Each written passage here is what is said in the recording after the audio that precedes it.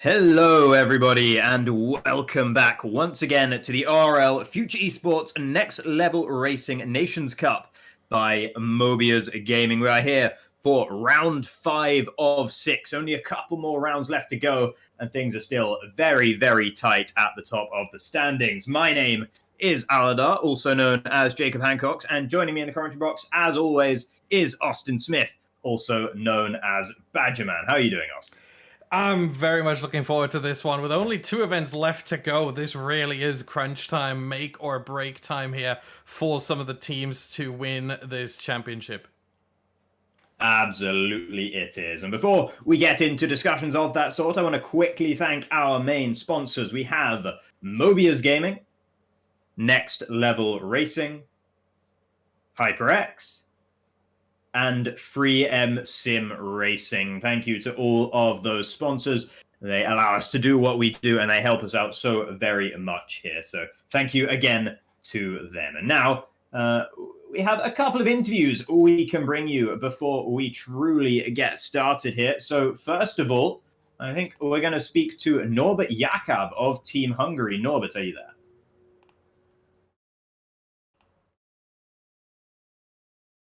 Potentially not in that case. So we'll skip right on with Norbert for the time being. We'll speak to Patrick Kruti instead, who we also have here joining us in the commentary box of Poland. Hello, Patrick. Hi. Hi, I'm good. And you guys? Yeah. All good, thank you. All good. How are you feeling then about today? You've got 3 races. You've got Monza, Japan, and Brazil. Are any of those tracks calling out to you in particular? Well, it's going to be a difficult one for me, especially because I didn't have any practice at all before the race. So it's going to be difficult, but someone has to drive. Tomek couldn't drive, Kamil couldn't drive, and only me and Piotrek, we can drive today. So Monza is all about not getting penalties, but it's also about getting a good position for Japan. And Japan is about good strategy, good undercut, I would say, because I predict that everyone will pit on the first, on the second lap, something like that. And Brazil, it's just, pure speed, pure racing, I think. That's what I think. Pure speed and pure racing. I think that's what we like to hear. And sounds like you're looking forward to Brazil then. And thinking about the championship standings, of course, things have changed around a little bit in the championship in terms of the teams participating. We'll talk more about that in a little bit. But how are you feeling then with Poland? Do you feel like you've got a whole new opportunity to maybe challenge for the very top? Yeah, potentially yes, but today might be a difficult race, difficult 3 races for us, as we didn't have much practice. But yeah, definitely we have a chance when a few teams decided to not participate anymore in the season. So there is a chance now for the podium for us, especially after a very strong result in Russia last time when we had 2-3. And yeah, Abu Dhabi was good. So yeah, definitely there is a fair place for the taking, yeah. All right, and thank you very much, Patrick, and good luck for today. Yeah, thanks. Thank you. All right, and now, Norbert Jakab, are you there? Yeah, I'm here. Hello, hi. So, Norbert, this will be your first participation today. I don't believe you'll be in the first race, but you're going to be in the second race of the day at Japan. Is that a circuit you particularly like? Yeah, this is one of my best circuit in the calendar, so I'm really looking forward to it. Indeed. And how much are you looking forward to being part of the competition as well? I mean, as I said, it will be your debut performance here in the Nations Cup, and you've been watching from the sidelines. Is it sort of almost frightening, intimidating to see how well Team Hungary has been doing and to jump straight into that? Yeah, it's. I was really nervous throughout all the events so far. I think I was more nervous than my teammates who were actually driving. So yeah. But currently I'm also shaking a little bit. But I think I will perform really well. Indeed. And seeing as we have a lot of Hungarian viewers here, is there anything you'd like to say to them, perhaps in Hungarian? Gyerekek, szurkáltok magyar csapatoknak, együtt meg tudjuk csinálni. Hajrá Magyarország! Hajrá Magyarország, or as close as I can get to that. But yeah, no, I've seen a lot of that in chat, so thank you very, very much for that, Norbert. And Yeah, and how are you feeling about your team's chances then in Monza and Brazil as well? Obviously, you won't be racing there, but the first race you'll have Danny Bresnay and Zabakonyi at Monza, and then at Brazil it'll be Bresnay and Istvan Puki. So, are you feeling confident for the team as a whole with those events as well? Well, I'm feeling confident because I know all of us has a really good pace, but also I'm afraid of Team Spain and Italy because they have really fast drivers. But yeah, we will see. All right. Well, thank you very, very much, Norbert, and best of luck today. Thank you. All right. So now I believe we can now go on to look at the current standings that we have going into round 5. Yeah, indeed. And we see here that the Hungarian team, as you mentioned already, is leading the championship. 2 points ahead of the rest of the world team. However, the rest of the world is one of the teams that have unfortunately dropped out. And in case you're wondering, well, Hungary has as many points as they had last week. And so does every other team. Yeah, because of the incidents in round 4, the organizers have decided to not count the races of round 4. So Russia and Abu Dhabi not counting whatsoever towards the results because of what transpired last week. So Hungary at 172, the rest of the world 170, but can't improve. So the next biggest challenger here is Spain at 162, a mere 10 points between those two teams. Bit unfortunate for the rest of the world to drop out, but unfortunate for the Netherlands to drop out as well. They've done that after the third event. They had 152. So Italy being the third best team now, really, if we look at the teams that are still in it, at 148. So only 24 points behind still, with a huge chance here to challenge Hungary and Spain. Finland, unfortunately, also dropped out. They were at 139, had themselves a really good chance as well. Poland 112, France 73, Europe 52, Turkey 36, and then the 3 new teams, Russia, which will replace Finland in the AlphaTauri, Germany, which will replace UK, which replaced Netherlands in the Mercedes, and the United Nations team, which will, I think quite fittingly, replace the rest of the world team in the McLaren. They're all on 0 points. They will have to start and build up their points and hopefully get a decent result for them in the remaining 2 rounds of the Nations Cup. Yes, indeed. And speaking of the remaining 2 rounds, why don't we take a look back at some previous rounds and get an idea of who's been performing best, which individual drivers have been getting the best performances thus far this season. Yeah, let's look at the winners first. Which individual drivers, have won the most races? And there's 3 names that stand out. Danny Bresnay from the leading Hungarian team. I think that one makes sense. As does Jano Opmeer from the, unfortunately now dropped out, Dutch team, but they're still in 4th place. And in large part thanks to Jano Opmeer's 2 wins and generally just great results from him. And then Dani Moreno in 3rd for Spain, the biggest challengers right now to the Hungarian team. If we look at the pole sitters, of course, that excludes pole sitters from reverse grid races, so we only look at who qualified the best in short qualifying events, and that is Barry Boromand, who was the fastest there 2 times, the only driver to do it twice. Danny Bresnay got 1 pole, Jano Opmeer got 1 pole, as did a couple other drivers, but these are, I think, the 3 biggest names that we have in here, or had in here, with Danny Bresnay, of course, still being in here, but Boromand and Opmeer unfortunately dropping out. But yeah, let's move on and look at the format for tonight's goings on. It is 3 races, and Aladar, you've mentioned it already. We are starting off at Monza, the Temple of Speed. 25% race, which is going to fly by very, very quickly indeed. And a short qualifying before that, followed by Japan reverse grid plus a 25% race. It's not the easiest track to overtake on, but if you get creative a little bit, you have a good chance of making some beautiful overtakes, some stunning overtakes around the Suzuka International Racing Course.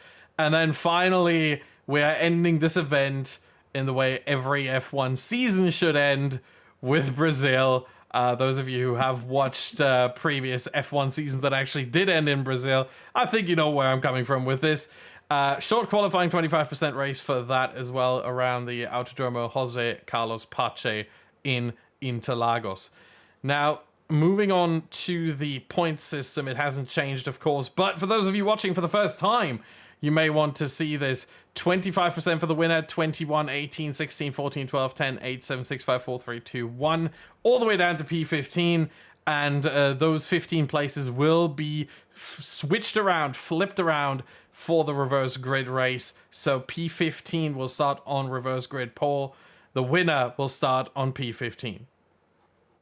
Yes, indeed. So it just gives you all the more, reason to fight for that P15 as opposed to P16. We say it every week, but it is very, very important every week. It doesn't lessen in importance. Finishing 16th is such a bummer, and the drivers are going to do all they can to avoid that. And speaking of the drivers, why don't we now take a look at which drivers will be participating in our first round here at Monza.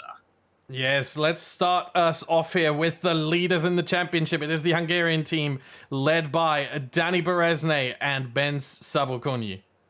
Hot on their heels are the Spaniards, Alvaro Caraton and Danny Moreno. The Italians moving up a little bit thanks to some dropouts, but also very, very strong performances. It is Daniela Haddad and Alessio Di Capua. And then we have the Poles of Patrick Kruti, who we heard from already, and Piotr Stachulec.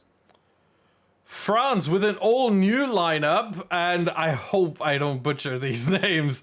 Grigor Balati and Johan Sukur. Indeed, very brave of you to go for that. And there we have the more familiar names in the form of Team Europe's Vallejo and Hoglar. Moving on to Turkey, they also have a couple of changes there. Alpers Kaya is a name you may recognize from last week. He has remained. However, Kagan Süleymanoglu will join him in the Haas. Indeed, and then we have a new team in the form of the Russians. We have Kalamin and Tarabukin. Moving on to my home team, the Germans. It is Lennart Götze and Miguel Pfeffermann. And then finally, the final team is the United Nations team. And that will be Zeller and Bial, both of Hungary. Yeah, as... one second, I'm finally in the session, but we are in qualifying now. It just had an awful noise on my headphones, but let's jump into qualifying and see what's going on. Yeah, it looks...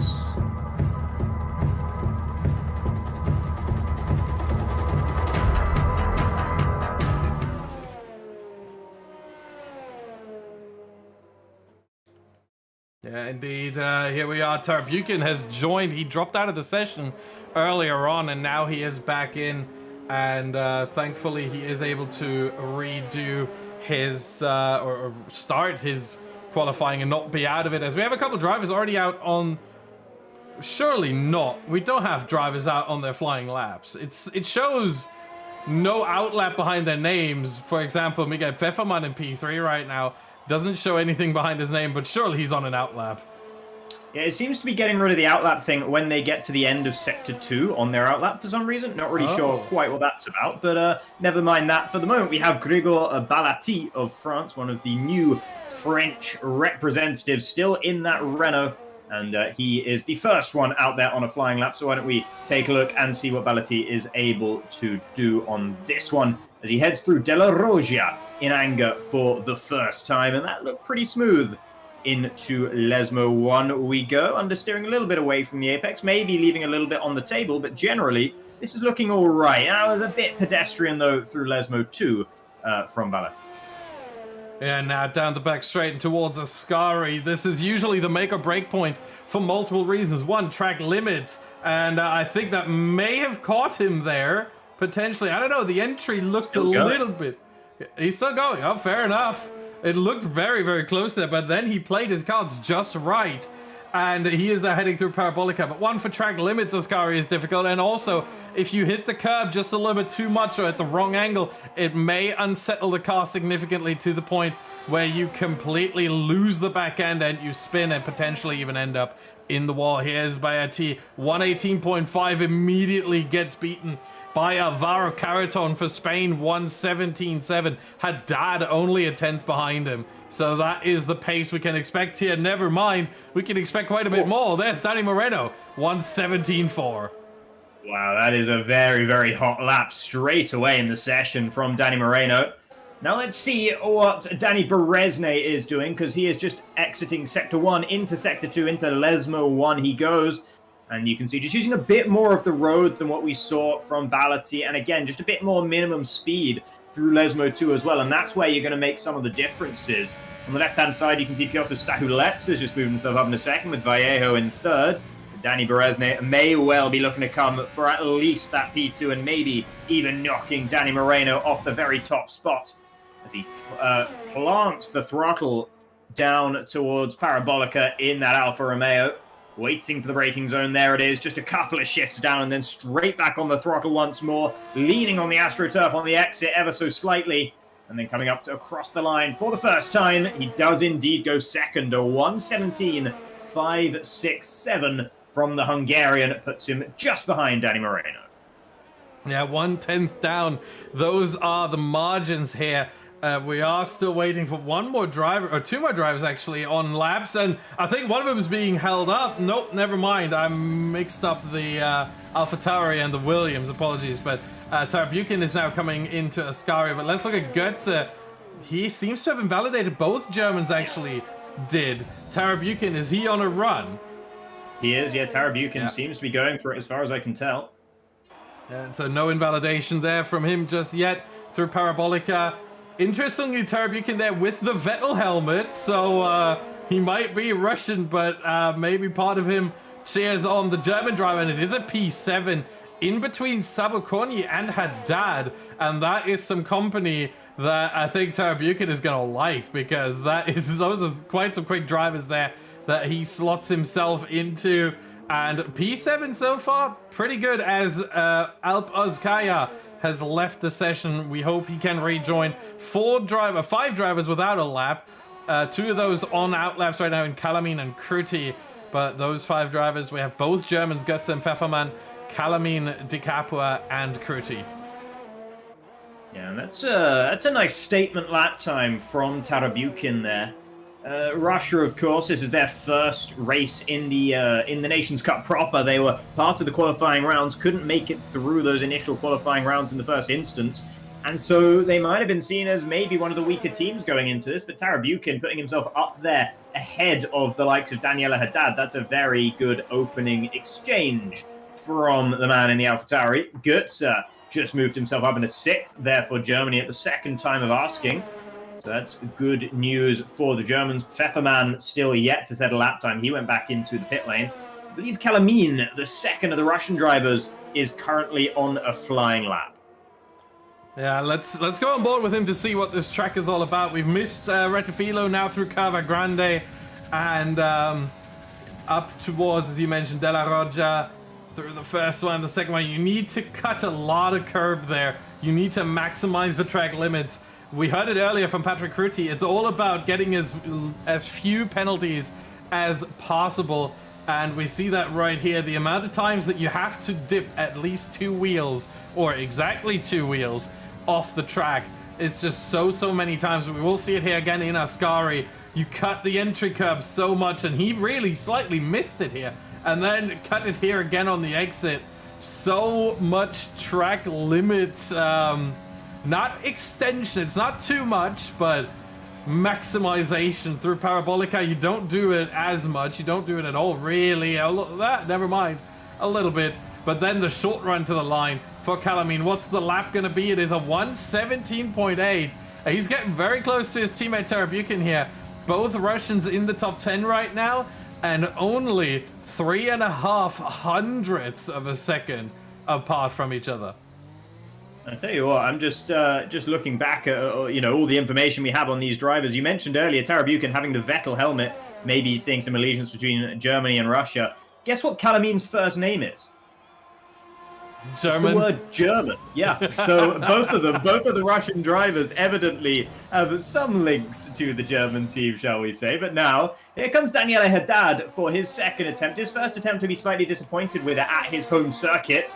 And Team Italy need a better lap from him, and that is a better lap from him. A 1:17.483. Oh, and DiCaprio just behind goes even faster. He's straight to the top with a 1:17.226.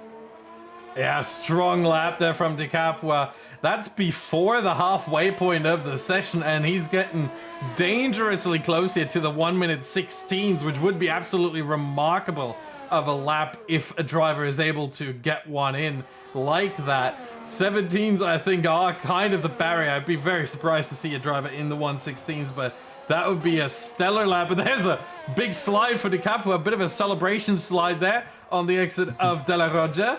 But yeah, he's certainly happy with himself there. Quarter of a second, never mind. Danny Moreno just made his way across the line and shrunk the gap to DiCaprio from a quarter of a second to just a tenth. Yes, the other drivers coming across the line. Here comes Caraton, and he moves himself up ahead of Haddad as well, just shy of his teammate Danny Moreno. Piotr Stachulets has given up on his lap. He's back into the pit lane. So let's see Danny Berezne once more, because he's entering the third and final sector. Fractional improvement. Oh, and he's going to lose all of that fractional improvement and then some. With a moment like that through Ascari, I think Danny Berezne is going to be heading back into the pit lane at the end of this lap, because cannot imagine he's improving on that 1:17.5 with a moment like that. So let's see who else is out there then on a flying lap. We have Andrei Tarabukin currently out there for Team Russia once again. His first attempt was good, but that hasn't aged so well, as he's now found himself down into 11th with the improvement of several other drivers. And let's see whether he can be another one to find that level of improvement. Yeah, remember, track evolution is very much a thing here. So it might not look good, but the drivers should find pace throughout the session naturally.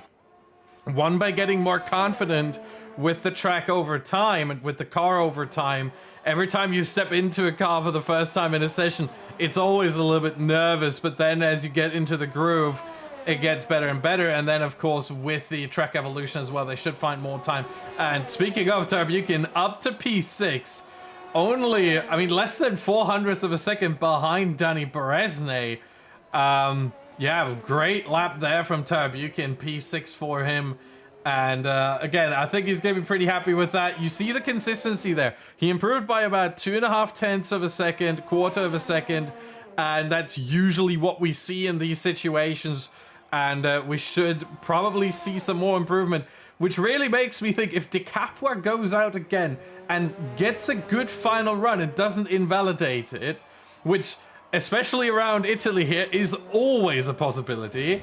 But if he doesn't, he might be the one to get a 1:16. Either him, Moreno, or Caraton. Those three drivers seem to be destined right now. Maybe Berezne, if he can get a good lap going. Remember, he aborted his last lap, so his 17.5 that we see there is still from his first run, not his second run.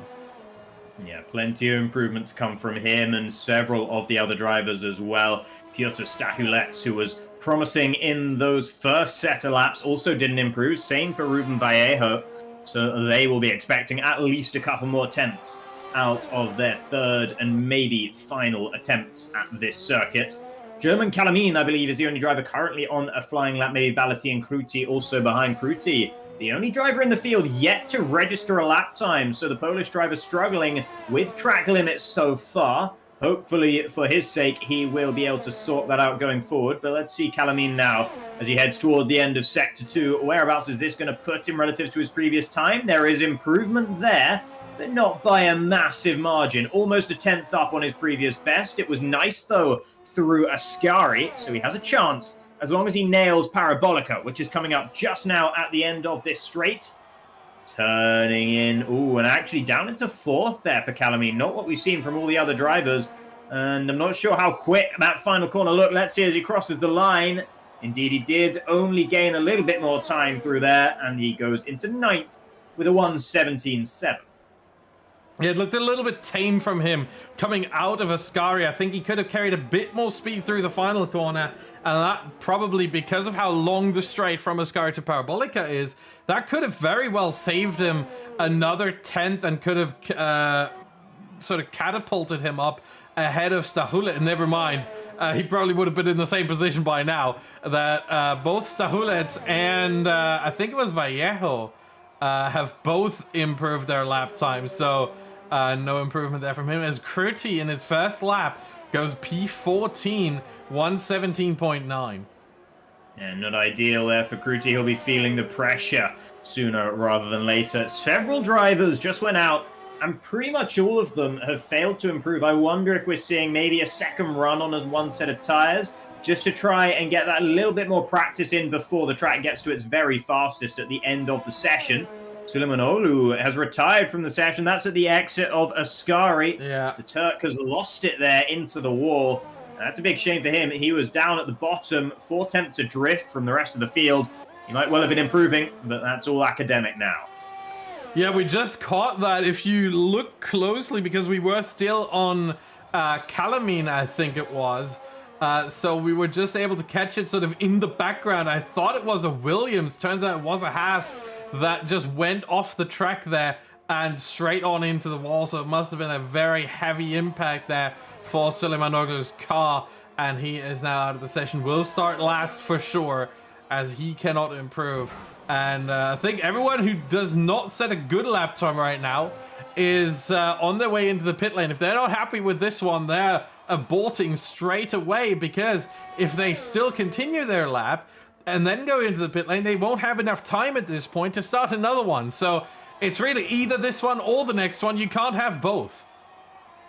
Yeah, indeed. And some drivers have committed to this previous lap. Zeller has just come across the line for the United Nations team. He's currently sitting up in 9th, which is not a bad effort whatsoever from the Hungarian, and ahead actually of Szabo Konyi for the main Hungary team. So Zeller will be feeling pretty good about that, but of course might have shot his bolt here, might not have anything left, might not have another lap in him. So it's possible that we're going to see a lot of people moving up ahead of Zeller before we get to the end of this qualifying session. I think Alpolskaya might be the only driver out there on a flying lap right now for Team Turkey, currently sitting in 19th, and I'm sure he would very much like to make sure that Turkey isn't entirely populating row 10 on the grid. Yeah, he is now heading to Ascari. It's a little bit of a slide on entry, it looked like. It looks pretty tame, but it didn't look to me like he was slow or anything, like he left anything on the table there as he now heads through Parabolica once again. It's difficult to see from that angle, that's for sure. Yeah, he leaves a little bit there. Look, everyone took a much narrower line to the line, and Oskaya, I think, left a little bit on the table there, possibly P17. That slipped away from him there just by taking a little bit of a wider exit to Parabolica, and he is in P18, but not on the last row of the grid anymore. Here comes Goetz up towards the line. Modest improvement for the German, up into 10th.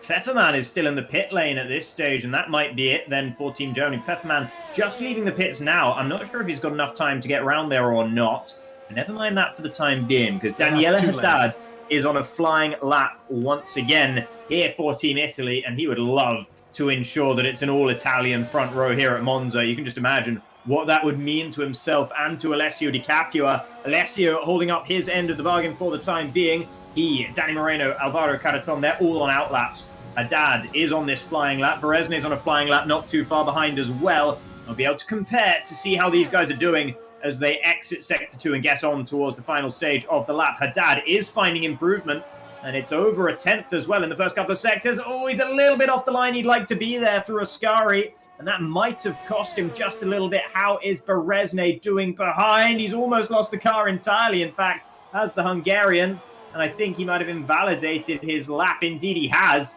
So let's see, will Haddad be able to get up into second or maybe even pole as he comes towards the line now, and it is second place for the number 2 Italian car, but there's plenty of time left for Danny Moreno and Alvaro Caraton to respond to that. Yeah, the question is who is going to be next as time has expired now. So Pfefferman stayed in the pit lane. He is P15 at best. There goes Tarabukin up to 6th. 117.5. Great lap from the Russian driver. Just behind Ruben Vallejo, but ahead of Stahulets and Berezne for now. Yeah, Danny Moreno found half a tenth in the opening sector. So he might be able to challenge the all-Italian vanguard on the front row, as long as he can nail Sector 2, but he hasn't done that. He's actually now lost that half a tenth and then a tiny bit more. So he needs to make sure that Ascari looked okay. And let's see if he can manage it through Parabolica as well. Alessio Di Caprio further up. He's about to cross the line. Will he improve even further? No, he will not. He stays there on that 117.226. Will Danny Moreno then seize this opportunity and take pole position away as he crosses the line? And oh, it's so close between himself and Haddad, but he could not find it. Caraton, meanwhile, he's invalidated his lap. His qualifying is done. Berezne, his qualifying is done as well. And with that, I think we have our grid, and it's an all-Italian front row here in Monza.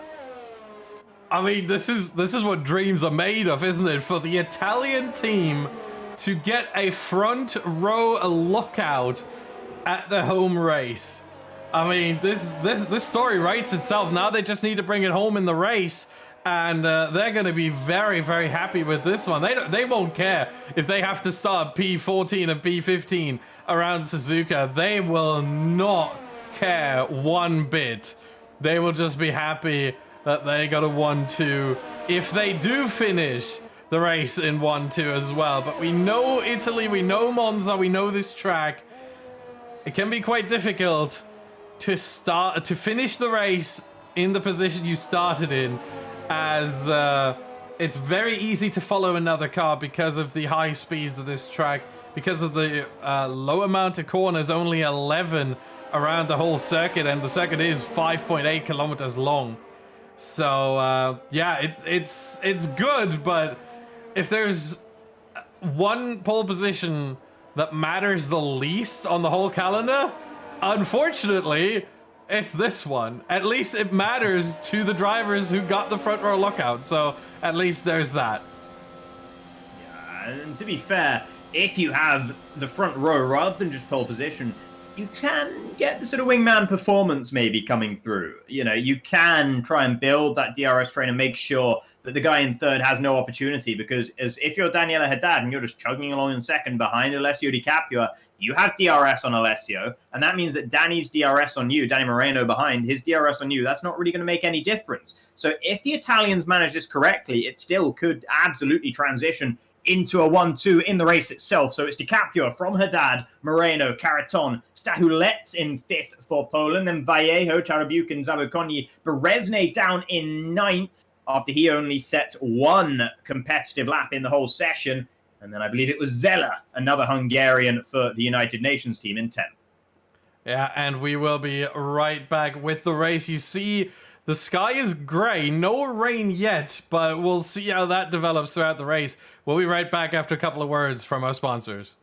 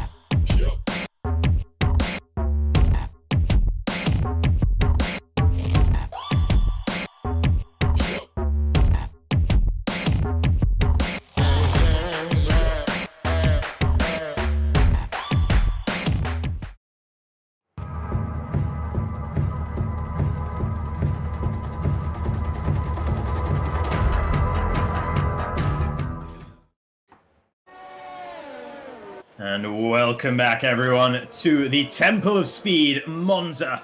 where we have the double Racing Point front row, and that is, of course, the bright pink colours of Team Italy here in the ORL FuturEsports and Next Level Racing Nations Cup by Mobiuz Gaming. And at the beginning of round 5, in the first race of round 5, it is the Italians who have claimed the front row on the grid, and then it's an all-Spanish second row just behind them as well. So we might be seeing a Southwestern European scrap for the podium here. Yeah, but don't count out Piotr Stachulec there in P5. Ruben Vallejo also Spanish. He is driving for Team Europe, but he's also from Spain.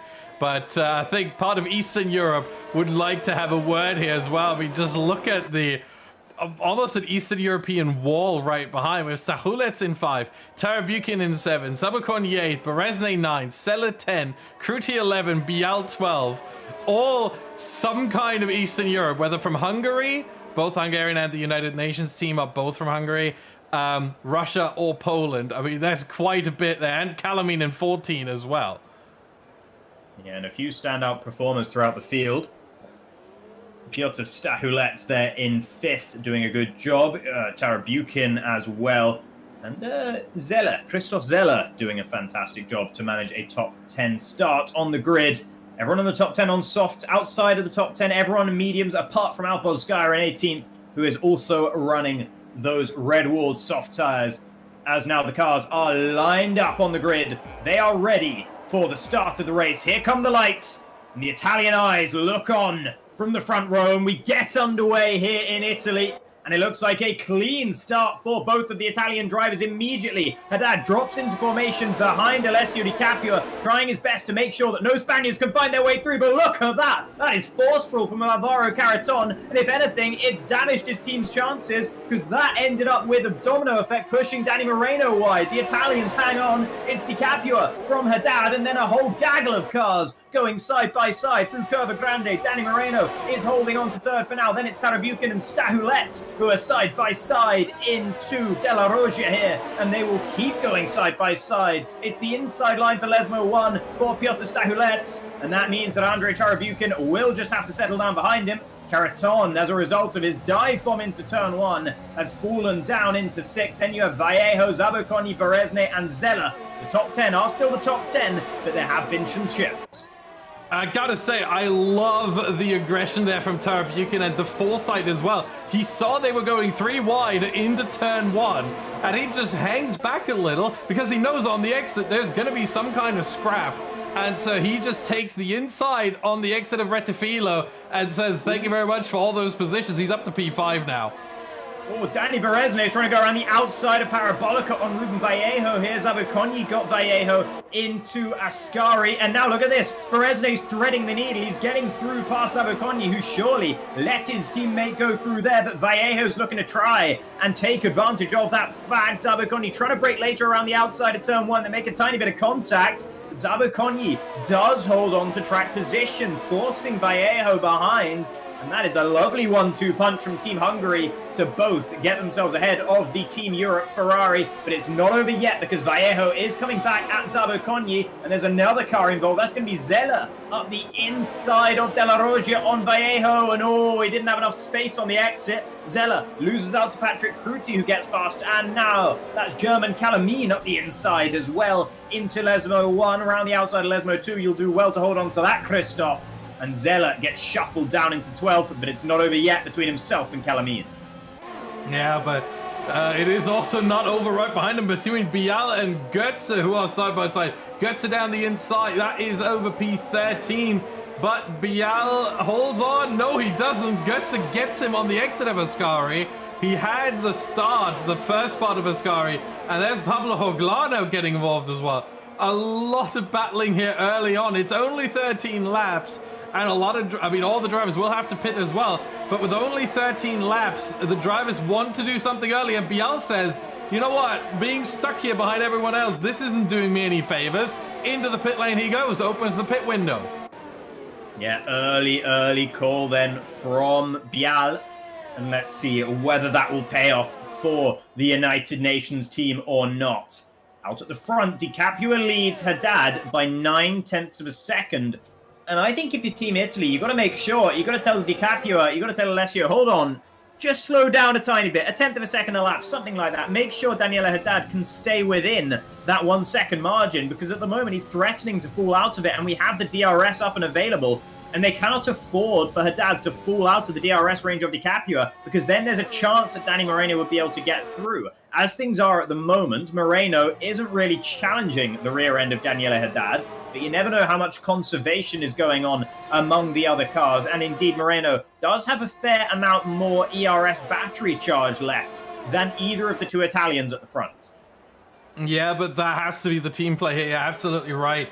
If you're engineering the Italians right now, you have to tell them, hey, Di Capua, a little bit slow here. Try and keep Haddad in the DRS. And if you're talking to Haddad, you're going to say, hey, try and gap Moreno to a second and a bit more than that, so he falls out of DRS range. Use your ERS to really open up that gap, and Di Capua is making a bit slower here, it seems, as Haddad has gained some time. But the question is that enough to get Moreno out of the DRS range? It doesn't look like it for now, but the next detection point comes up in a little bit, so the opportunity is there. In fact, it was at exactly 1 second just for a little bit there. But Moreno being clever enough in his driving to make sure that doesn't happen. He stays there 0.8 of a second. That is going to be enough for this upcoming DRS zone right here. 3 more drivers pitted on that lap. That was Patrick Kruti, German Calamine, and Johan Sukur. And Johan Sukur picked up a 5-second penalty for speeding in the pit lane as well. So that's not good news for the Frenchman in what is ultimately going to be a quest for P15 for either of the French drivers in this race.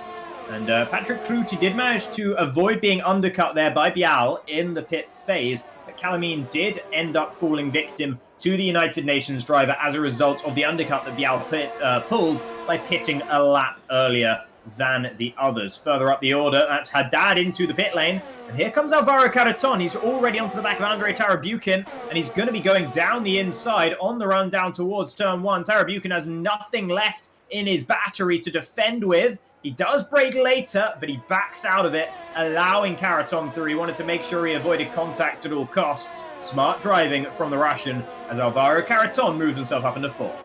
Yeah, but can we just talk about a second about that strategy call from the Italians? Calling in the second driver in line, not the leader, but second place, Haddad, first, to make sure Moreno gets no DRS for this remaining lap until probably both Di Capua and Moreno will pit at the end of this one. It's just such an incredibly clever call, because now Moreno has nothing, and the hope is here that Stachulec is going to be able to close in on Moreno and potentially put him under some pressure, losing both of them a bit of time. It's not happening, but Moreno also gets no help from the DRS system, and as such, Di Capua should have a good time here, and Haddad gets the undercut on Moreno and Di Capua as well. So we might see both Italian drivers really close on pit exit after this pit stop from Di Capua. And Moreno stays out. Moreno is staying out. He's done opposite to Di Capua as the race leader comes into the pits. Piotr Stachulec, Andrei Tarabukin, and Ben Sabukonyi all into the pit lane to get rid of their soft tyres as well. Both of the Spaniards elect to remain out. It's Danny Moreno from Alvaro Caraton, and Danny Beresne is your current top 3. Let's see where Haddad is going to come out relative to his teammate Alessio Di Capua right now. And indeed, they are going to remain in formation. Alessio just about ahead of Haddad on the pit exit, and Haddad is not going to challenge him over that position. No egos here in the Italian team. Haddad allowing Di Capua to maintain the lead, and that is exactly what... Oh, I think he just cut out there. I hope we're still live. Apologies for the... Oh, there we go. You're back. Okay, thank goodness. You cut out there for a second, but yeah, let's look at the drivers who haven't pitted yet. Moreno and Caraton. That means at least one of them is going to have to pit after the halfway point of this race. That would be at the middle point of lap 7. They are about to end lap 6, so even if one of them comes in, the other will have to stay out for another lap, and they will have to pit lap 6 and lap 7. I don't understand why they are taking that long to pit. Moreno now in. Caraton takes over the lead, and Beresne stays out as well. I really don't understand. We know how powerful the undercut is generally on this game, especially around a track like Monza, where you can overtake quite easily, where you have the DRS. Speaking of overtaking easily, there's a switch between Vallejo and Selle, but I think that is because of the pit lane and nothing else. But yeah, very surprising. And look at Moreno. He actually falls down behind Stachulec, who is now in third. That is not a good sign for the Spaniards whatsoever. Certainly not for Caraton. He might actually fall to Tarabukin as well. Yeah, it's a possibility. There is 2 seconds between Moreno and Tarabukin, so it would have to be a very slow in-lap here for Caraton, and you've got to imagine this is an in-lap for him and for Danny Berezne behind. Both of them still out there. They're the only 2 drivers in the whole field who are yet to enter the pit lane. Both still out there on their soft tyres as we are on lap 7 of the race. Surely at the end of this, they will both be coming into that pit lane. But as things stand, it is Alessio Di Capua leading effectively from Haddad, and then Stachulec, he's actually well within DRS range of those guys, so he is doing a fantastic job out there for Team Poland. Berezne stays out, but Alvaro Caraton does indeed come into the pit lane. Now let's watch him and see where he comes out. Will it be ahead of Tarabukin? I think he'll have enough there. I'm not so sure. I think, yeah, now looking at the gap between Moreno and Tarabukin, going up to almost 2.5 seconds, there might be... Oh, we have a little bit of a glitch there. There we go. That was not him actually being stopped in the pit box beyond normal. But yeah, he's definitely behind Moreno, but he does stay ahead of Tarabukin by about 1.5 seconds. So now Danny Berezne takes his turn to lead a lap of this race. 20 seconds clear of Di Capua and Haddad, who are currently running 2nd and 3rd. But of course, Danny Berezne yet to pit. So that is definitely hanging over his head at the moment. He's using absolutely everything he has in terms of his resources on his in-lap here. He's actually going faster on this lap than Alessio Di Capua behind by a couple of tenths of a second, but he has used all of his overtake mode that he has available to do that. So this is an attempted overcut on Alvaro Caraton, with whom Danny Berezne was racing very, very closely on that last lap. So let's see if he's been able to pull it off. It's been a very impressive in-lap from the Hungarian, and he might just have done enough. It's going to be close between himself and Caraton. Yeah, we're going to have to wait and see. Maybe he was waiting because he expected some rain. I mean, once again, look at how dark the skies are here. Maybe he was hoping for a safety car potentially. Here he comes onto medium compound tires and back out onto the pit lane. There goes Di Capua back into the lead. Haddad back into 2nd. Stachulec there. They all go, and there is Caraton also going past, and Berezne in P6, but he is close to Caraton here, certainly within a second. Meanwhile, Sabakonya and Tarabukin are battling there a little bit over P8, and quite a few good points there. P8 would be 8 points for Sabakonya if he gets that position off of Tarabukin. Likewise, it would be 8 points, of course, for Tarabukin as well if he remains there. But here goes Sabakonya into Della Roggia. He's on the inside, but he was not alongside nearly enough for that move to work out. However, Tarabukin gets a 3-second time penalty. He might be able to get that removed after the race, considering there seems to have been contact between Sabakonya and Tarabukin in the chicane. I think Tarabukin has a claim there to say, hey, I had to cut that corner a little bit. I got pushed. So he might have that removed later on. Meanwhile, we have a 4-way battle here. Ooh. Pretty much a 6-way battle over the lead. And there goes Moreno on Stachulec. He just had so much more drive on the exit of Ascari. Moreno just drove Ascari perfectly. Stachulec must have made some kind of small error. I didn't really see it, to be honest. It looked like he drove it fine. But Danny Moreno has just breezed past him. And now Moreno is right where he was again, in 3rd place, behind the 2 Italians. And he has a big advantage in terms of his battery charge. He is at plus 80% right now. Haddad and Capua, they're at 40 and 45, respectively. So Danny Moreno has twice the resource available to him compared to the 2 Italians, and Haddad might well find himself with a big task on his hands to keep Moreno at bay. Oh, and there goes Caraton on Stachulec, who himself tries to defend here into the Della Roggia and is able to do so, but that was really close. They both pulled out of Moreno's slipstream, at the same time, and Karaton did not expect Stachulets to do so. Karaton had more overspeed, and I think he slightly ran into the back of Stachulets. No damage, it seems, to Karaton's car, but certainly a frightening moment for the Williams driver. Yeah, indeed. Thankfully, everything does seem to be okay, though. As no one out at the front has picked up a penalty yet. That's something very impressive. Karabukin is the lead driver with a penalty right now. Here comes Karaton, really close behind Stachulets, and late defense there from Piotr Stachulets. He goes back to the racing line. He gives Karaton the inside, I think realizing maybe that his defense was a little bit on the late side, and that allows Karaton to get through into Parabolica. So we are back into a situation where we have the two Italians leading from the two Spaniards. There goes Berezne also taking advantage of Piotr Stachulets being slow through Parabolica. So it is now the Italians from the Spaniards, then Berezne, then Stachulets. Yeah, I'm thinking right now, what could the Italians do? Oh, you did cut out and then you didn't. Okay. I was thinking, what can the Italians do to keep that P1, P2 away from Danny Moreno? I'm honestly thinking the only option they may have, considering how fast Moreno is and how much ERS he still has available, it might be the two Italians battling side by side, basically blocking the whole track. Otherwise, I don't see any way for them to hold this 1-2, as Moreno is looking so feisty here. He wants this position. He wants both of these positions. Ooh.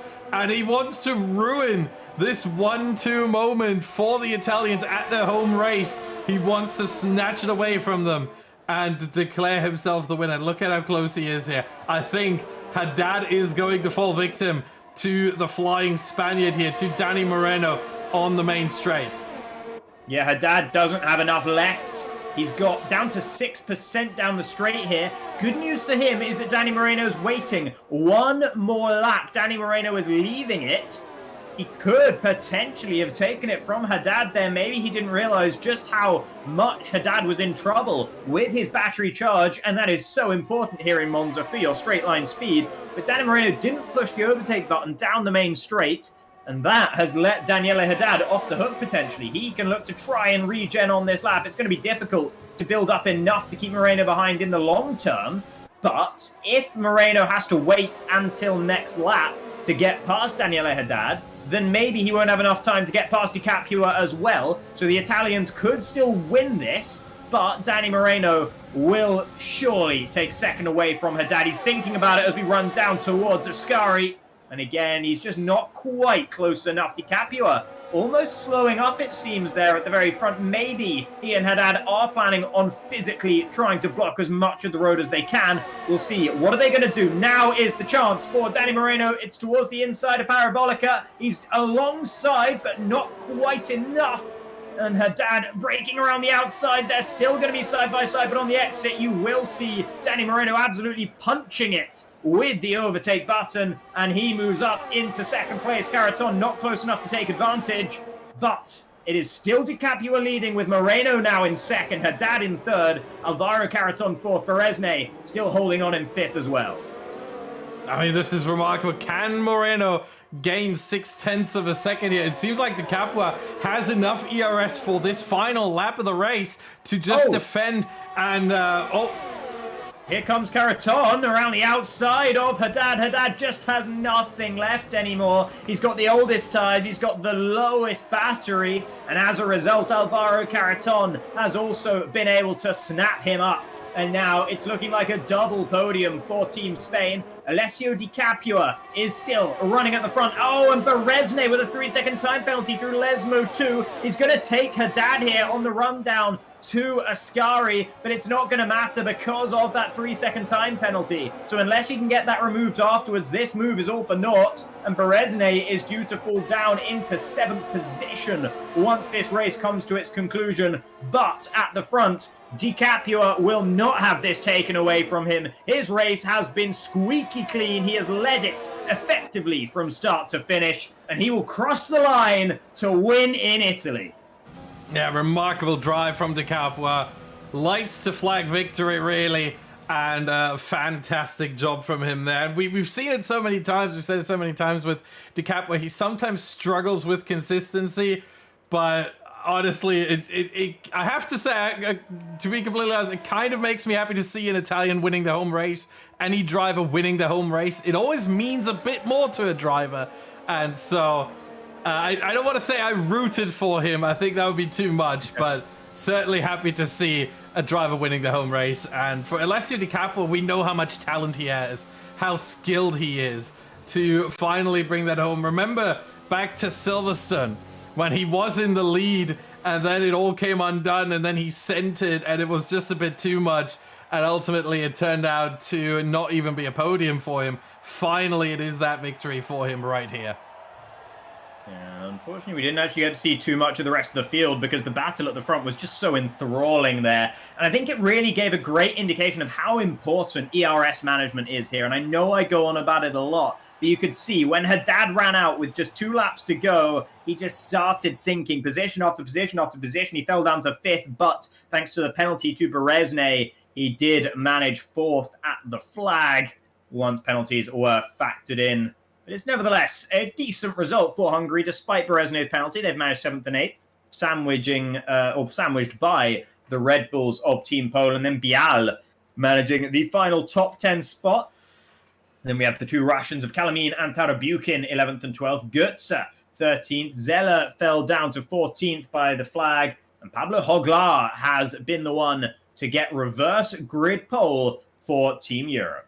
Yeah, meanwhile, very unfortunate races there for Team Turkey, Team France, and for Miguel Pfefferman. Those 5 drivers will be starting in those positions they finished in, P16 to P20 respectively. But Pablo Hoglar on reverse grid pole position after getting a 5-second penalty for, I think it was speeding in the pit lane. So I think it kind of worked out for him in the end to get that penalty. I don't think he's too sad about it, to be honest. Taking reverse grid pole around Suzuka, I'm pretty sure he's going to be happy with that. Zelin P2 gets a 3rd. Tarabukin for Kalamin 5. So the Russians here, probably with the best situation, having both drivers together. Bial is going to start 6th with Zeller 2nd. I think that's pretty good for the United Nations team as well. And we'll see how that goes, as we'll be right back with you after a few words from our sponsors.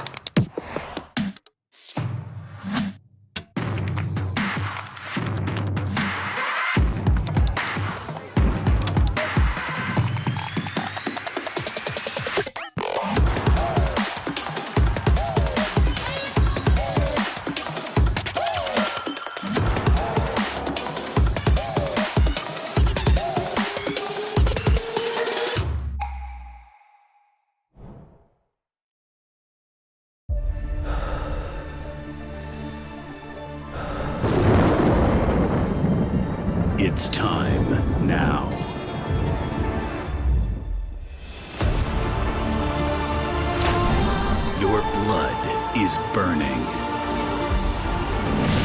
Your stamina is rising. Greet all the challenges in your way.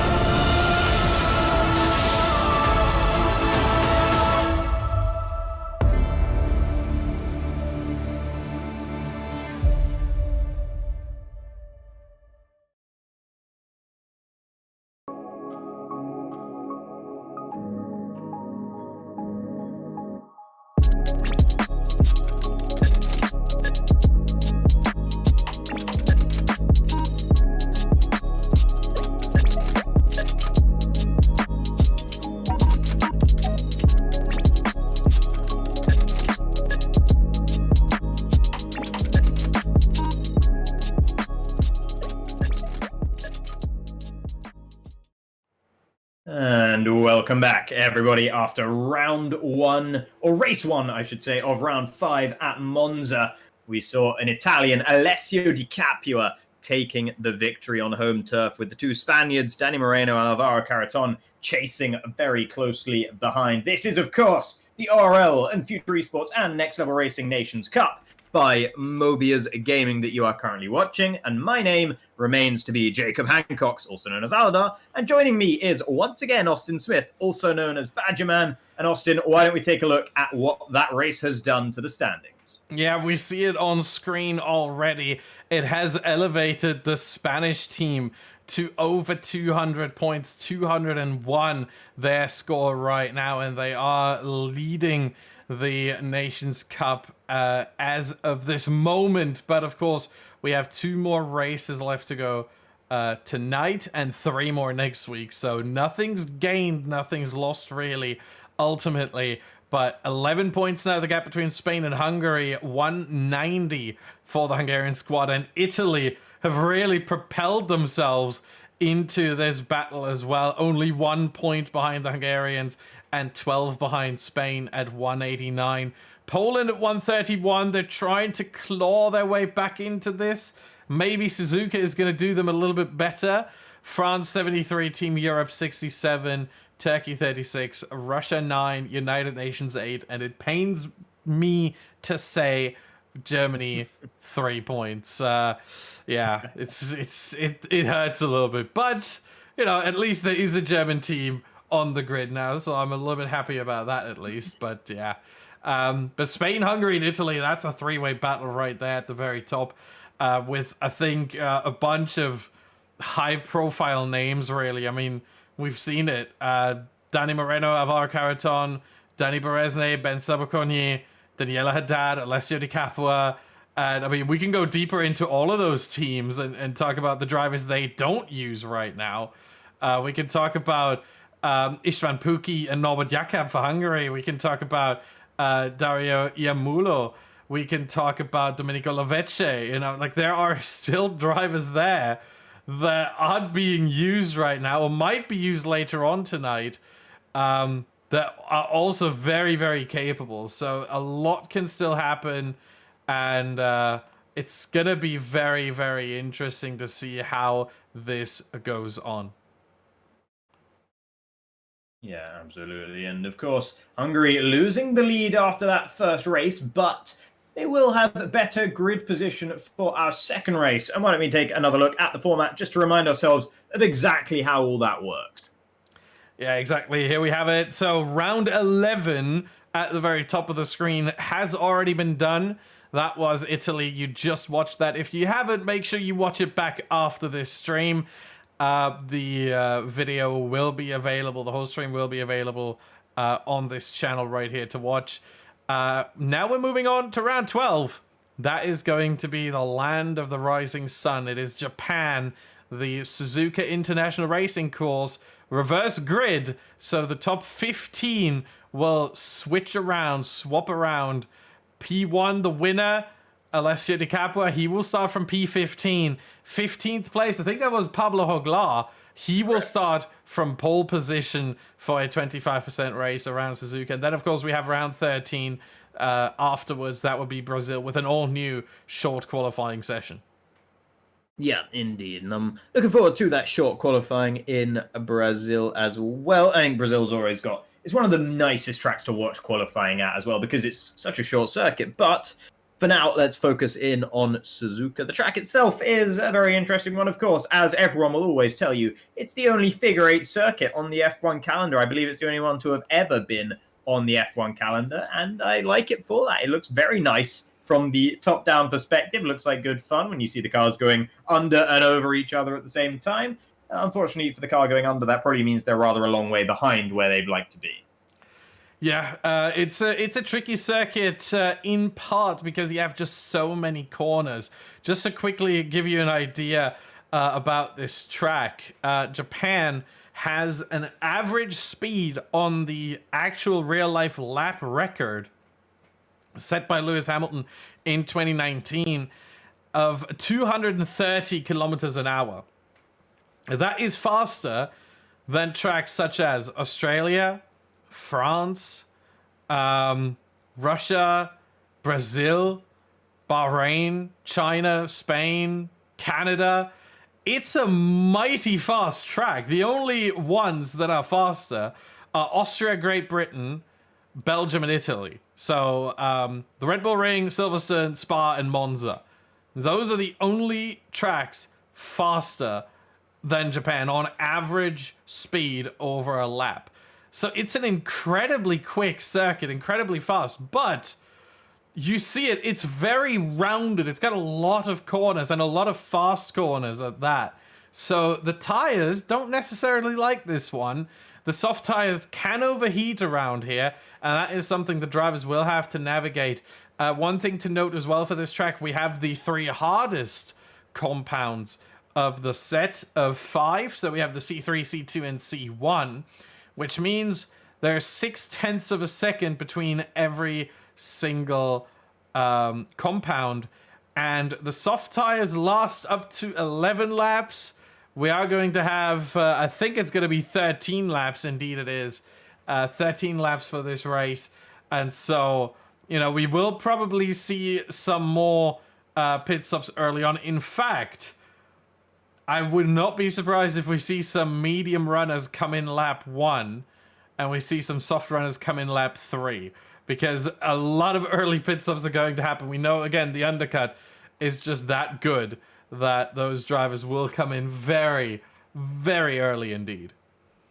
It'll definitely be a tempting prospect for the drivers. And let's take a look then at the drivers who will be lining up for our second race of the day. There have been a few changes to speak of. Yeah, let's start off once again with Team Hungary. They were the leaders coming into tonight's event. They no longer are, but they're fighting to get that back. And they will, of course, keep Dani Berezne, but Ben Sabakonyi is done for the day, and he will be replaced in race number 2 here in Japan by Norbert Jakob. No change for the Spaniards, no reason to change, not exactly a winning formula, but a double podium formula in the form of Alvaro Caraton and Danny Moreno.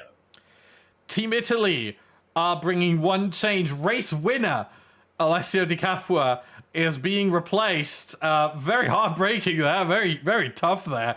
But the drivers had to, or the teams had to lock in their lineups on Saturday evening. So, of course, they didn't know that Di Capua was going to win. But he's being replaced by Domenico Lavecce, who is going to be racing alongside Daniela Haddad.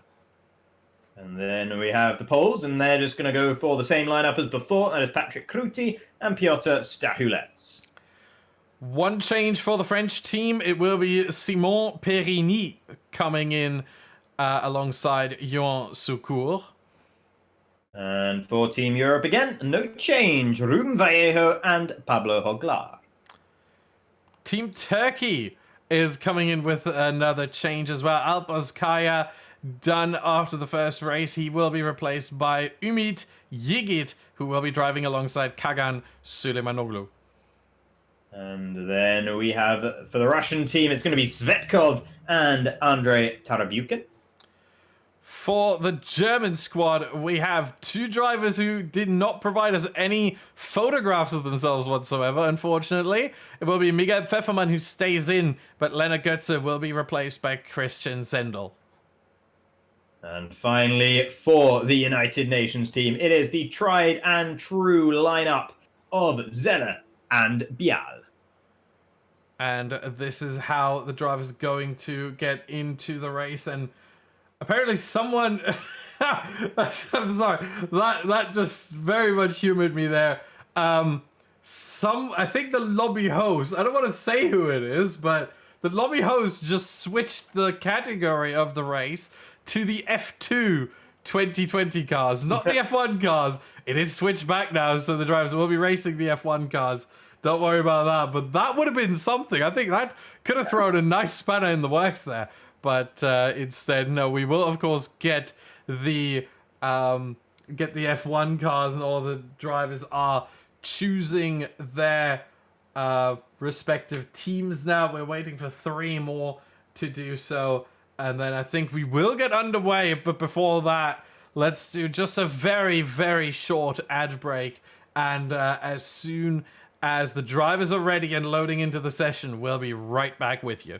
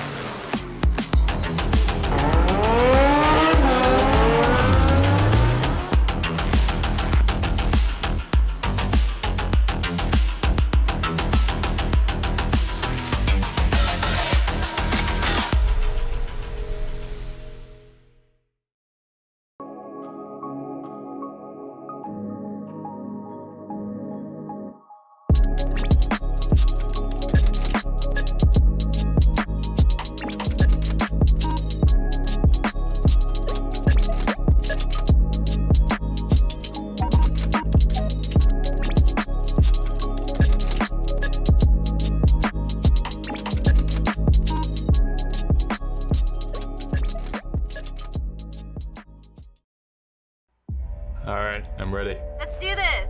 Time to farm some dubs. Crap, I got a squad on my right. I'm running in for backup. Yo, Ron, he's right there in front of you. Sorry guys, it happened again. Damn. This is the 10th one today. Alright, I'm back. Someone cover me. Yeah, I see you. You got him, you got him, you got him! Yes!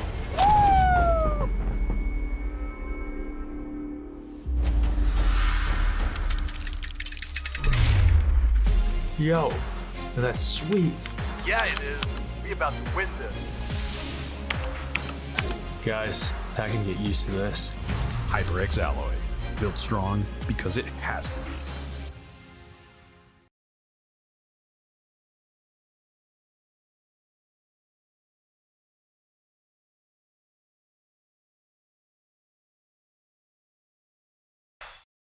What sound experience would you like today?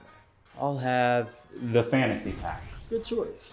And could you make it a Cloud 2 wireless? On his way, sir.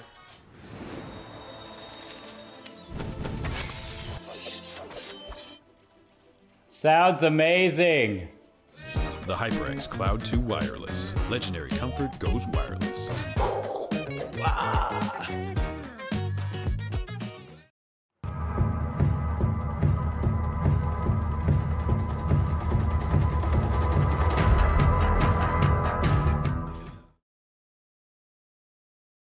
Welcome back then, everybody, as we are just now loading in to the race in Japan at the Suzuka International Circuit, where we'll see all these drivers going head-to-head once more. And I'm very much looking forward to it. Once we get in, the drivers will have to sort out their setups, select their tyre strategies. Everyone, of course, will have free choice on the tyres, and then we'll be able to get into the formation lap and then the race itself. My name is Aladar, and joining me in the commentary box for the race will be Badgerman. Yeah, very surprised that it takes that long right now to load into the session. Usually that's not the case. Don't know what exactly is going on there, but it should be going any moment now. We did have the same issue at Monza as well. I don't know what it has to do with, honestly, but yeah, there's something going on right now. But we are still here. I hope you can hear us, and we should be loading into the session any moment now. And get underway for the reverse grid race around Japan. Of course, there will be a formation lap at the start, so we won't just go in completely cold.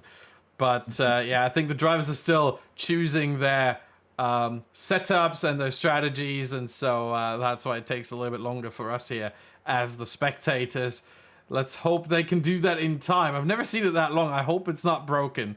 We might have to go to some kind of technical difficulty screen or something.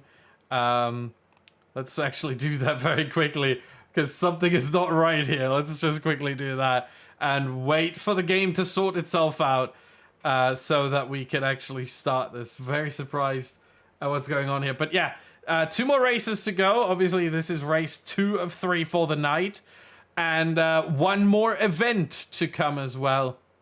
That will, of course, be next week for 3 more races. The format is going to be the same. The tracks are going to be different. But yeah, it's... Are you in the session by now, Aladar? No, I'm still looking at the please wait and the black screen. So it's not just on your end. There's something a little bit wrong with the lobby app. Okay, so apparently I have the bug. So, excuse me for a second. I have to rejoin. I have to leave and rejoin the lobby because apparently I'm the one that has the bug. So please give me a couple of seconds to... I can't even Alt F4. I'm going to have to completely shut this down differently. Oh my goodness. Okay, that's going to be fun now. Oh well.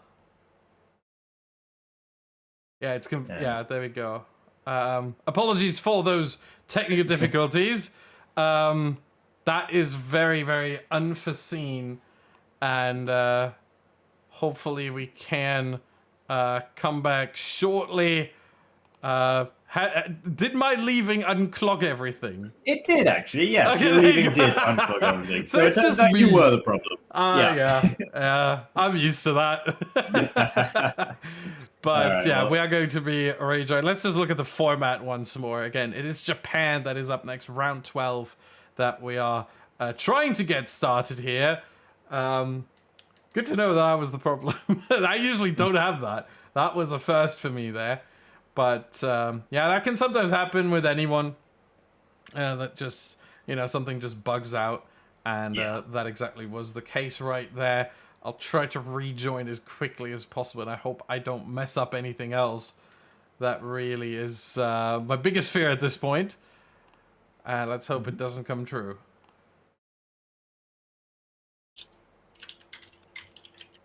Right, so I should be joining any moment now. Yeah. Just to fill you in on what's going on here, of course, everyone is currently on their formation lap around Suzuka, and they're about halfway around the formation lap right now. We've got 2 drivers out there on soft tires. Everyone else has gone for the mediums. The soft tire runners are Zella, who's going to be starting in 2nd for the United Nations team, the 2nd Hungarian team, if you will, and Süleymanoglu for the Turkish team. He's also running the softs. He's starting, though, down in that rather cursed 16th position. And I just saw Christian Sendel bump the wall on his formation lap there, so getting a little bit too over-exuberant with his tyre warming. Yeah, as we are now in, for some reason... Oh, there we go. The game capture was not going, but now it is. There we are. And we are actually in the session, thank goodness. I was about to lose it. My goodness. Yeah, so Pablo Hoglar in pole position, and yes, Zella in P2, as Vallejo and Kruti apparently made contact and were disqualified. I don't know how that even happens on the formation lap. The P7 and P11 made contact with each other, but they were both disqualified for it. They were both start on cold tires, so for Kruti and Vallejo, this is not good. They will be very vulnerable going into turn 1. Yeah, they did manage to at least get the majority of the formation lap done, so hopefully for them, they'll still have a little bit left in terms of the temperature in those tires. But everyone has now lined up on the grid. Yigit lining up in 20th with Pablo Hoglar on the reverse grid pole here in Japan as the lights come on. For the 2nd time today, we are underway in the ORL and FuturEsports Nations Cup. And it looks to me like Zella has had a good start off the line. He's leading the way from Pablo Hoglar. The soft tires working out a treat there for Zella, who jumps Hoglar and takes the lead. Christian Sendel in 3rd. Zvetkov still there in 4th. Bial has also made a position there. So the United Nations drivers both having a great start off the line. Yeah, it's going really well for them. Meanwhile, who didn't have a great start is Ruben Vallejo, down in 16th now. He just got a position back off of Domenico Lovece, who's lost 2 after starting 15th. And what was going on there? Further behind, Stahulet and Jakab went side by side into Degna 1, and Jakab just basically aborted the corner entirely and cut it by a massive margin, taking a lot of grass in the process and allowing Patrick Kruti to get on through. So Jakab had a good start for Team Hungary, but a bit of a shaky moment there. He mentioned his nerves before when we were interviewing him before the first race, and maybe catching up to him a little bit there as he was very careful to avoid contact with Stahulet, but Berezne has had a good start, so the Hungarians are still in a very solid position. They are currently sandwiching the poles with Berezne 7th, Stahulet 8th, Kruti 9th, and Jakab 10th. But a different Hungarian leads the way, and of course, we do have a safety car here due to the retirement from the race of Johan Suzuka. Is it a full safety car or just virtual? A full safety car here. Full safety car. Because we don't have the graphics, so we're going to have to say that everyone's coming into pit. That's usually how these things work. If we have a safety car at a 25% race, it's very clear usually that everyone and their grandma come into pit. And that's exactly what we're seeing here. Caraton is the only one staying out. Yeah, Zella behind. He's gone mediums to medium. Oh, no, he's gone softs to medium, sorry. Of course, he started on those soft tires. Pfefferman also staying out there. Zella will come back out in third with Zvetkov behind.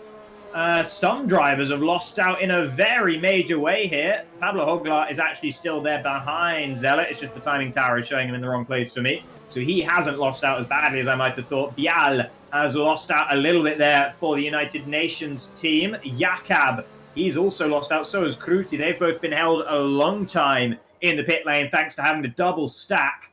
And that is a bit of a disaster for them. Also, for Domenico Lovece, who finds himself down into, I believe, 16th. Yeah, meanwhile, the timing tower is sorting itself out. We should be good as soon as we have Yigit being the last one right now through the first sector, and then we should have it all sorted. So you know where the first sector line is? Once Yigit crosses it and he falls down to 19th right there, that's where the first sector line is. He just crossed it, and now we are with everyone.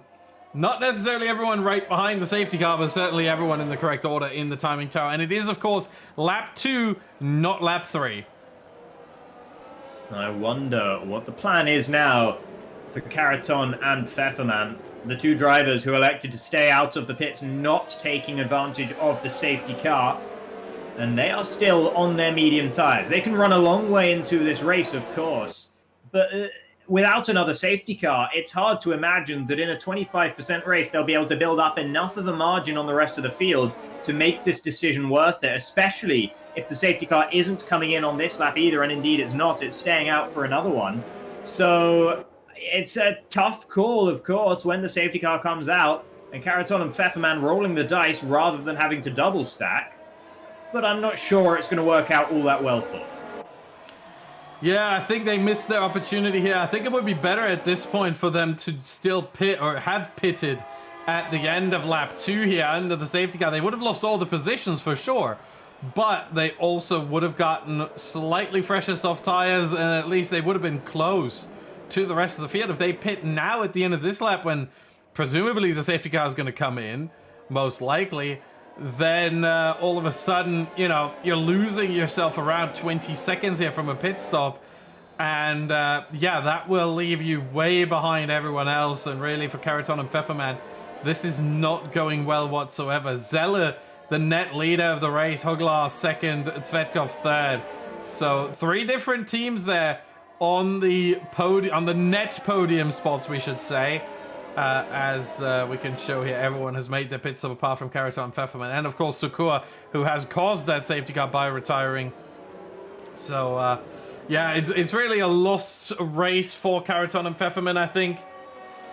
Caraton will probably try to fight back as many positions as he possibly can. But the question is, how many will he be able to take? I can't see him, honestly, get into the top 10. Considering it's only 13 laps, you lose so much time in the pit lane, and it's such a short race. I don't see him get into the top 10. after his pit stop. Yeah, and I don't know that they'll be able to break away from the rest of the pack either. Christoph Zeller there in third. He's going to be the key factor. And the good news for them is that he is also on those medium tires. So if they are going to be able to break a gap to the DRS train behind, at least it's a guy on medium tires they have to worry about rather than Pablo Hoglar on the softs, which would be a very difficult prospect indeed. But still, it is a tall ask right now for Caraton and Pfefferman as the safety car is now coming in. And it will be in at the end of this lap. Quickly looking down the order, it seems like Team Italy has been the biggest loser as a result of the pit stops behind the safety car, because Daniela Haddad, even though he was the lead of the two, he didn't have to double stack himself, but he seems to have actually lost out a little bit anyway. He must have been held badly in the pit lane to find himself behind Tarabukin. And oh, there's 4 penalties that just came through due to contact between drivers, and I'm not sure if that was accurate or not. Those might be removed at the end of the race if they can be, but we are back underway once again, and already Zeller's taking a look out at the front. Here comes Stahulet on Beresne just behind as well. Zvetkov and Pablo Hoglar also going side by side through the S section. Hoglar ahead of Zvetkov. Beresne holds off the challenge from Piotr Stahulet. And it's still Caraton and Pfefferman leading from Zeller, Hoglar, Zvetkov, Sendel, Beresne, Stahulet, Bial, Danny Moreno. That is your top 10 as we run onto lap 4 here of the Japanese Grand Prix. Yeah, meanwhile, I mean, you look at the drivers, it's Sendel, Christian Sendel, he's made the mistake on the exit of Degner too, and now he's being swallowed up by several cars. Not 1, not 2, not 3, not 4, but 5 cars all just stream past Christian Sendel. Make that a 6th as here comes Tarabukin as well, and that is a disaster for the German. Yeah, you see he has front wing damage on the left side. The end plate is gone, and that is a significant hindrance around this track where downforce is absolute key. And Danny Moreno now getting a move on Bial here up to P8, net P6 for the Spaniard. But there is so much going on. Beresne and Stahulet are battling through the Casio triangle. Beresne gets the better run out of the corner through the final one, and he has the position up to a net P4. Here he goes. Oh, and here comes Danny Moreno then, trying to get past Stahulet and maybe trying to get past Beresne as well, but he thinks better of it.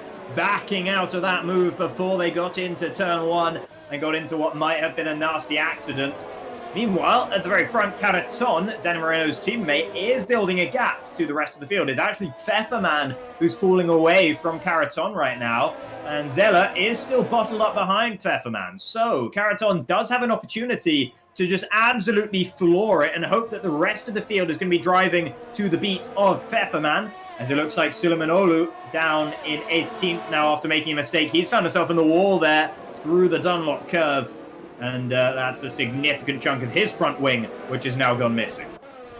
Yeah, meanwhile, it seems like Sendel has been staying out despite the damaged front wing. He continues his race. He thinks he can continue and lose less time by staying out than he would by pitting.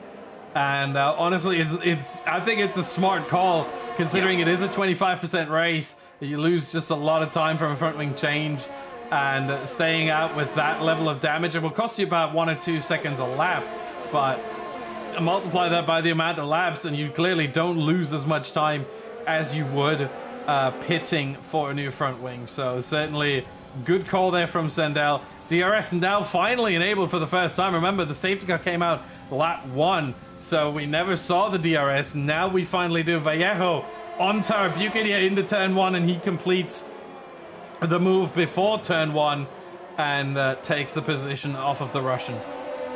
Another driver who's the walking wounded out there at the moment is Daniela Haddad. He has front wing damage as well. Not sure where he picked that up, but he started losing positions a couple of laps ago. Suleimanoglu retires in the pit lane. He's done with this race.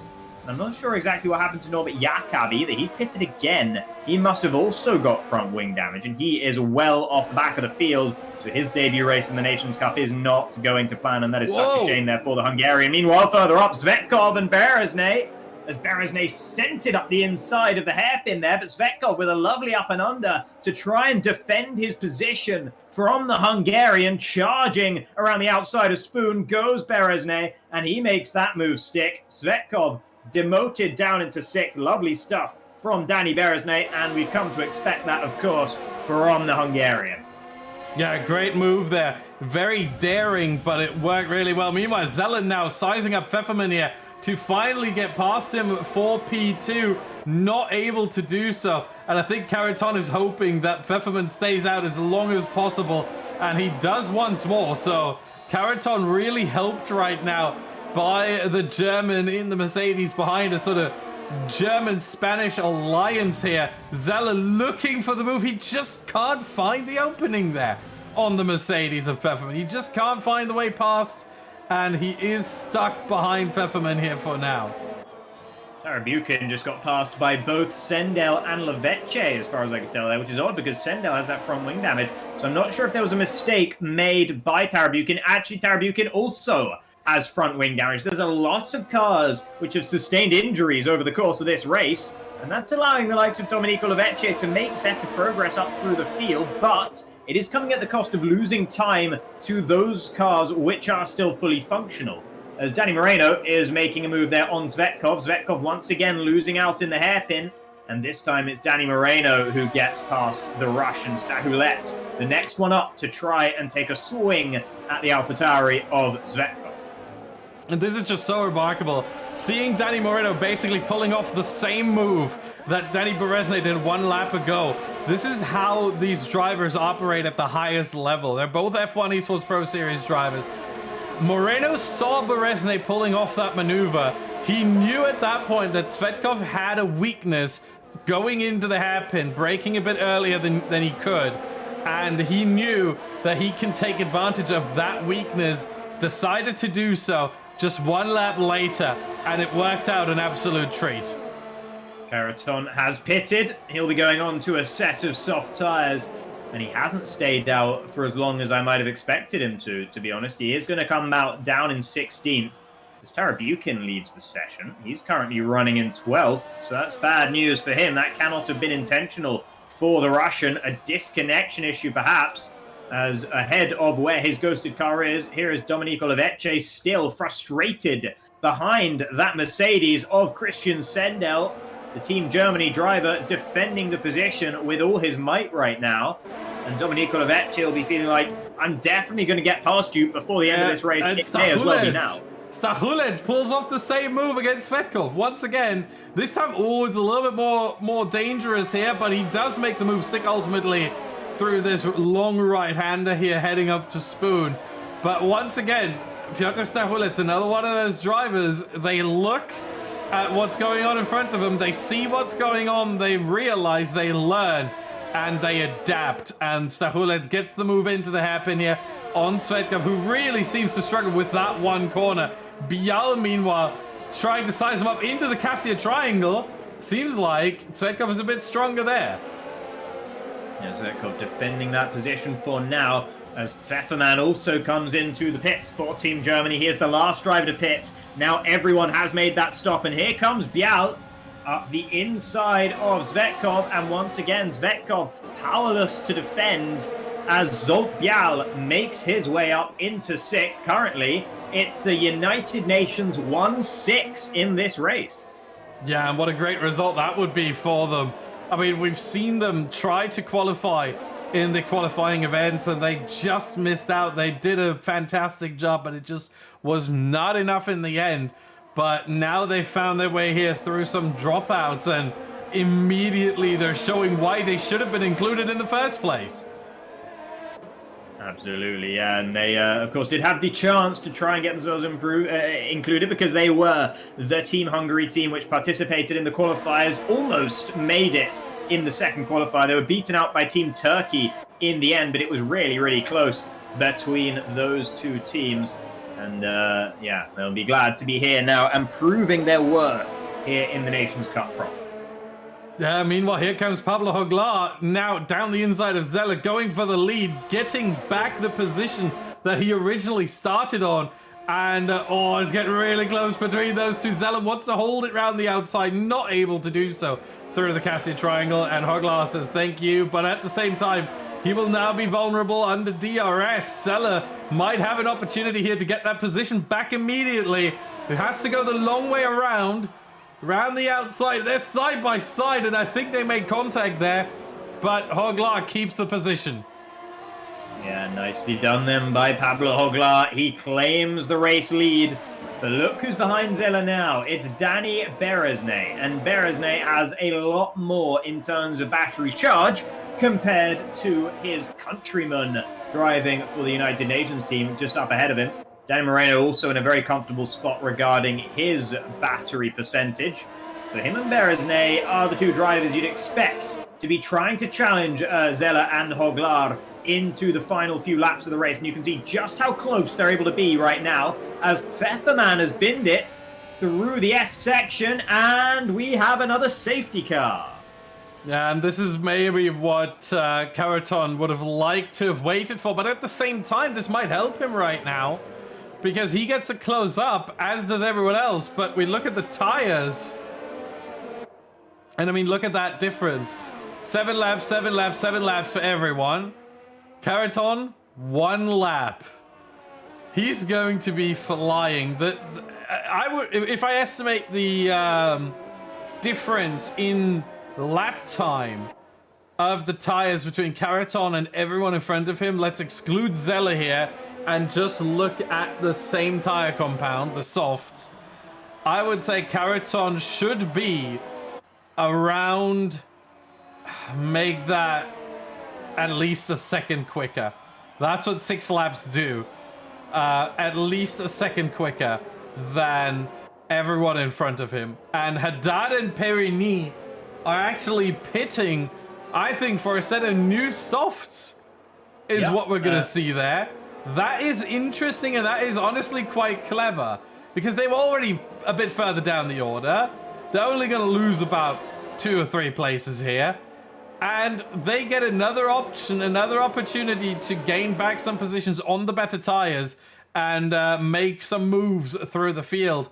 Remember, it's not the easiest track to overtake on, but it's also not the hardest by any stretch. You can find some opportunities into turn 1, into the Cassia Triangle, into the hairpin as we saw. There are a few overtaking spots around here where you can try it and you can make it happen.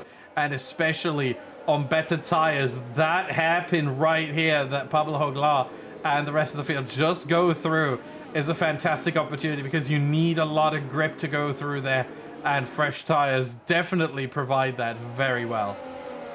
Yeah, and the thing about Haddad and Perigny is, of course, both of them did have front wing damage as well. So they've been able to get rid of those faulty front wings for the last couple of laps of this race. Christian Sendel had the opportunity to do the same, but he decided not to do it. So the German stays out with his damaged front wing, currently running in 11th. Should be able to defend, maybe not from Caraton, but from Yi behind, and maybe Norbert Jakob as well. So Sendel should be able to maintain a couple of points in this race for Team Germany. But with Pfefferman having crashed out to bring out this safety car, it is only Christian Sendel who has any chance now of scoring points for the German team.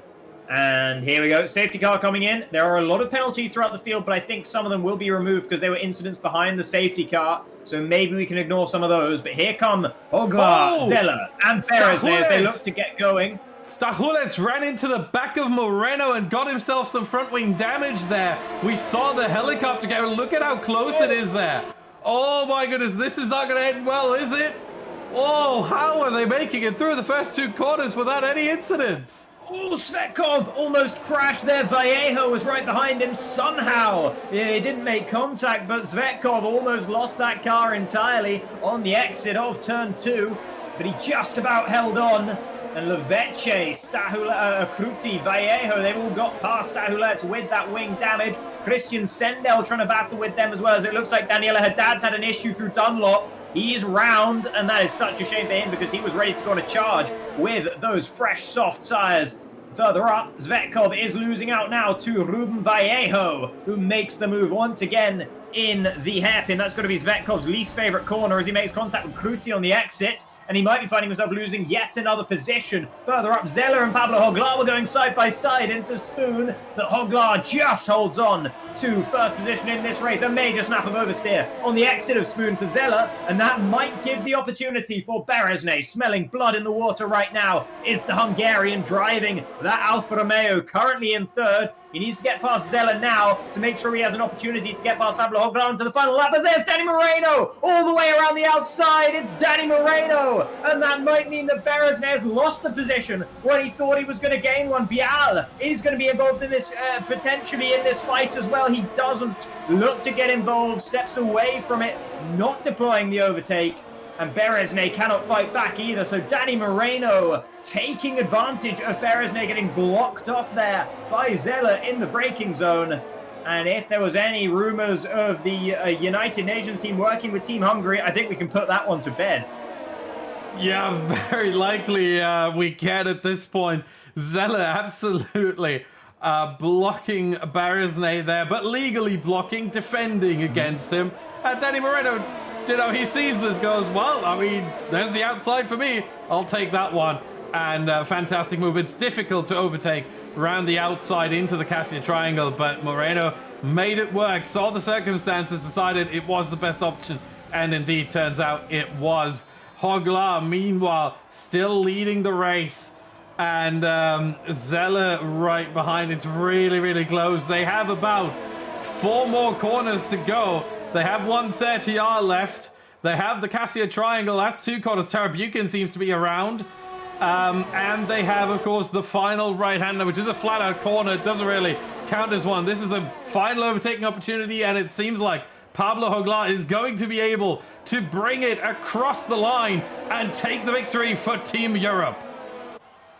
Fantastic result then for Pablo Hoglar, fighting off the challenge of Zeller. Christoph Zeller, who manages a podium for the United Nations team, and Danny Moreno gets his second podium in 2 races, having started, I believe, the 14th on the reverse grid. Danny Moreno ends up in third thanks to the safety car in part, but also thanks to his own great driving and a fantastic performance from him to get ahead of Danny Berezne. And the fact that he got ahead of Danny Berezne is really bad news for Team Hungary, because they should have been looking to get a big result over and above Spain, who they're fighting with at the very top of the order. Domenico Lovecchio managed a decent recovery drive. I think he will be 6th, potentially. It's hard to tell because several drivers have those 5-second time penalties that we're pretty sure may well be removed. So Berezne and Bial might end up a bit higher up than that 8th and 9th that they're currently being shown as. Oh no, we've lost connection. Oh, never mind. We are back. Apologies for that. We lost connection for just a split second there. Thankfully, the OBS reconnection feature worked. So apologies for losing connection there for about 2 seconds, but we are thankfully back now. So yeah, that is the result. But again, we don't know how this is going to go with the 5-second penalties. That is for the stewards to work out, and they will not do that tonight. They will do that over the course of the week.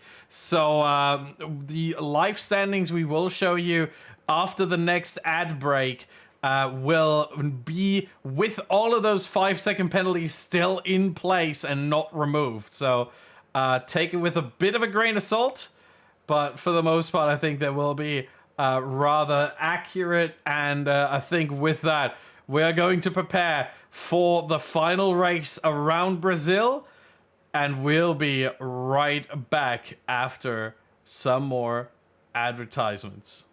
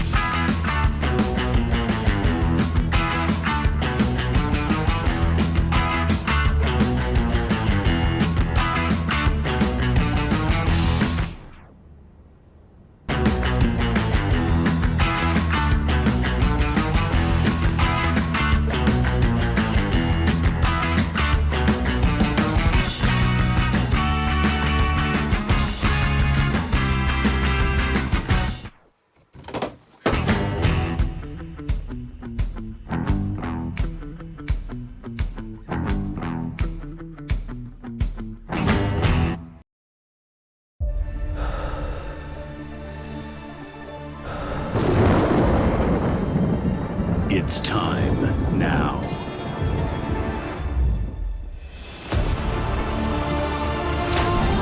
Your blood is burning. Your stamina is rising. Greet all the challenges in your way.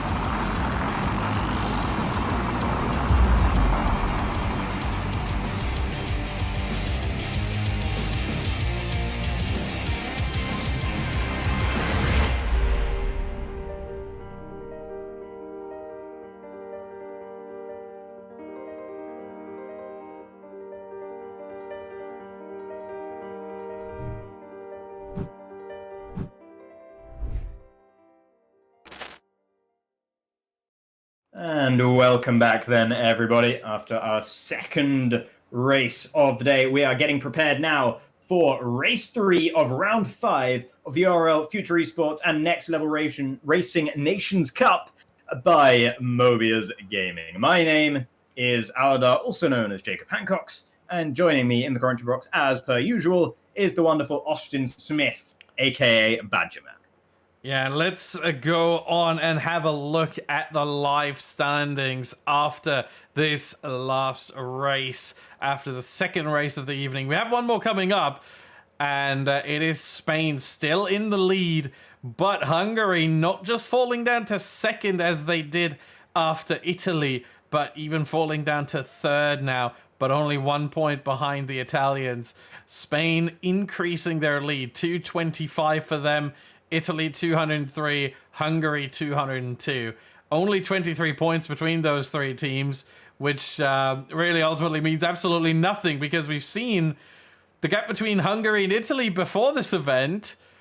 Well, it was 24, and they've basically, I mean, they've turned the tables on Hungary within 2 races. So 24 points or 23 points in this case means absolutely nothing, especially with one more race to come around Brazil, and of course 3 more races to come next week for our final event of the ORL FuturEsports Next Level Racing Nations Cup by Mobiuz Gaming. Yeah, indeed. And as you say, these standings are looking pretty juicy. Spain will be very, very happy with the way today's race has gone. 3 podiums out of a possible 4 in the first 2 races, of course. No wins, but if you're getting those podiums, it doesn't matter too much if you're not getting the wins themselves. And to be fair, Pablo Joglar is a Spaniard. He doesn't drive for Team Spain, he drives for Team Europe, but he is a Spaniard, so maybe a little bit of consolation, extra consolation for them there in terms of getting the victory in that last race out in Japan. Yeah, although at the same time, I don't think they will care too much. I mean, of course, you'd rather see a Spaniard win if you are a Spaniard than not see a Spaniard win. But it's still a different team. And so I'm pretty sure Caraton, especially Caraton, would like to have seen a better result from himself. It was just really unlucky that he decided not to pit on lap 1 under the safety car. And then that he decided to pit before the second safety car came out. I think he would have had a much better chance if he pits at the start of the second safety car. He has a good opportunity there to get something going, but ultimately it is just unlucky with the timing of the safety cars. For Moreno, I think he'll be happy with a P3, but he would have loved to see himself win, of course, as all these drivers are racing to win here. As, yeah, we're getting ready with the drivers. We're trying to get this all sorted out. I think there's one driver missing in the lobby right now. And let's quickly look at the format once again for the evening. So, we've mentioned Italy. We've seen Italy. We've mentioned Japan. We've seen Japan. We've mentioned Brazil. We have not seen Brazil just yet because that is about to come up. Round 13 of 16 ultimately. The next 3 are going to be next week. And it's going to be another short qualifying and a 25% race. So no reverse grid this time around. Pablo Joglar will not have to start from P15 unless he qualifies there. And which I think he did the last time as well. So he started P15 in Italy and he finished P15. So if he starts there again, then it will be P15 for him. No reverse grids anymore around Brazil. And let's look at the track. It is the Autodromo Jose Carlos Pache in the bottom left of your screen. 4.309 kilometers. Apologies for that typo there. It is 4.309 kilometers, not 4.409. And it is one of the few counterclockwise circuits on the calendar. There's only 6 of them, if we do include Vietnam, that is.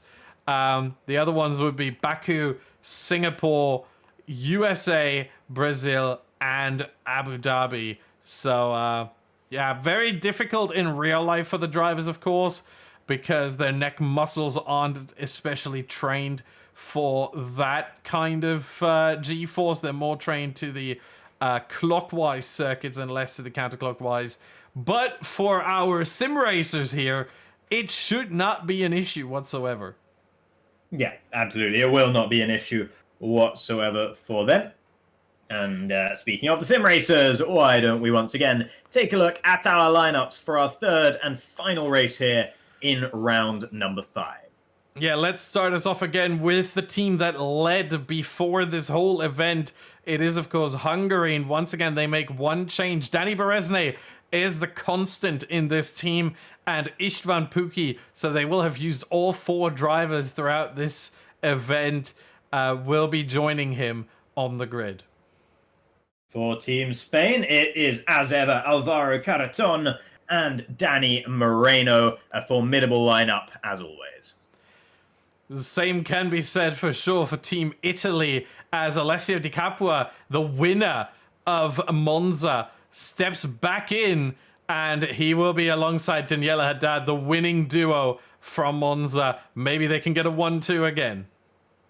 For Team Poland, Patrick Kruti and Piotr Stachulec, once again making their way onto the grid for Brazil. France, meanwhile, cycling through a little bit. Grigor Balati is coming back in alongside Simon Perini, who was jumping in for Balati for the second race. So both of them now combined. For Team Europe, it is Ruben Vallejo and our most recent race winner, Pablo Joglar. Team Turkey features once again Kagan Süleymanoglu and Ümit Yigit. For the Russians, we have Vadim Svetkov and Andrei Tarabukin. For Team Germany, Leonard Götze steps back in for Pfeffermann, and alongside him it is Christian Sendel. And finally, for the United Nations team, it is Christoph Zeller and Zsolt Bial. And with that, we will be heading into the qualifying session. A lot of drivers already out on track for the outlaps. We'll be right back in a few seconds.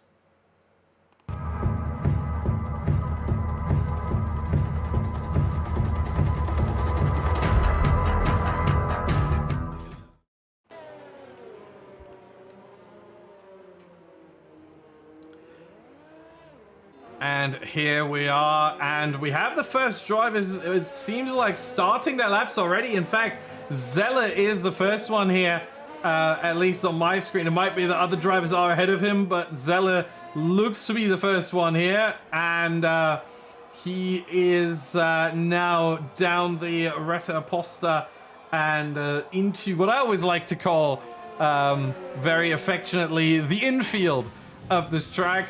Once we're out of it, you will see why. Indeed, as through this, it's a technical middle part of the lap.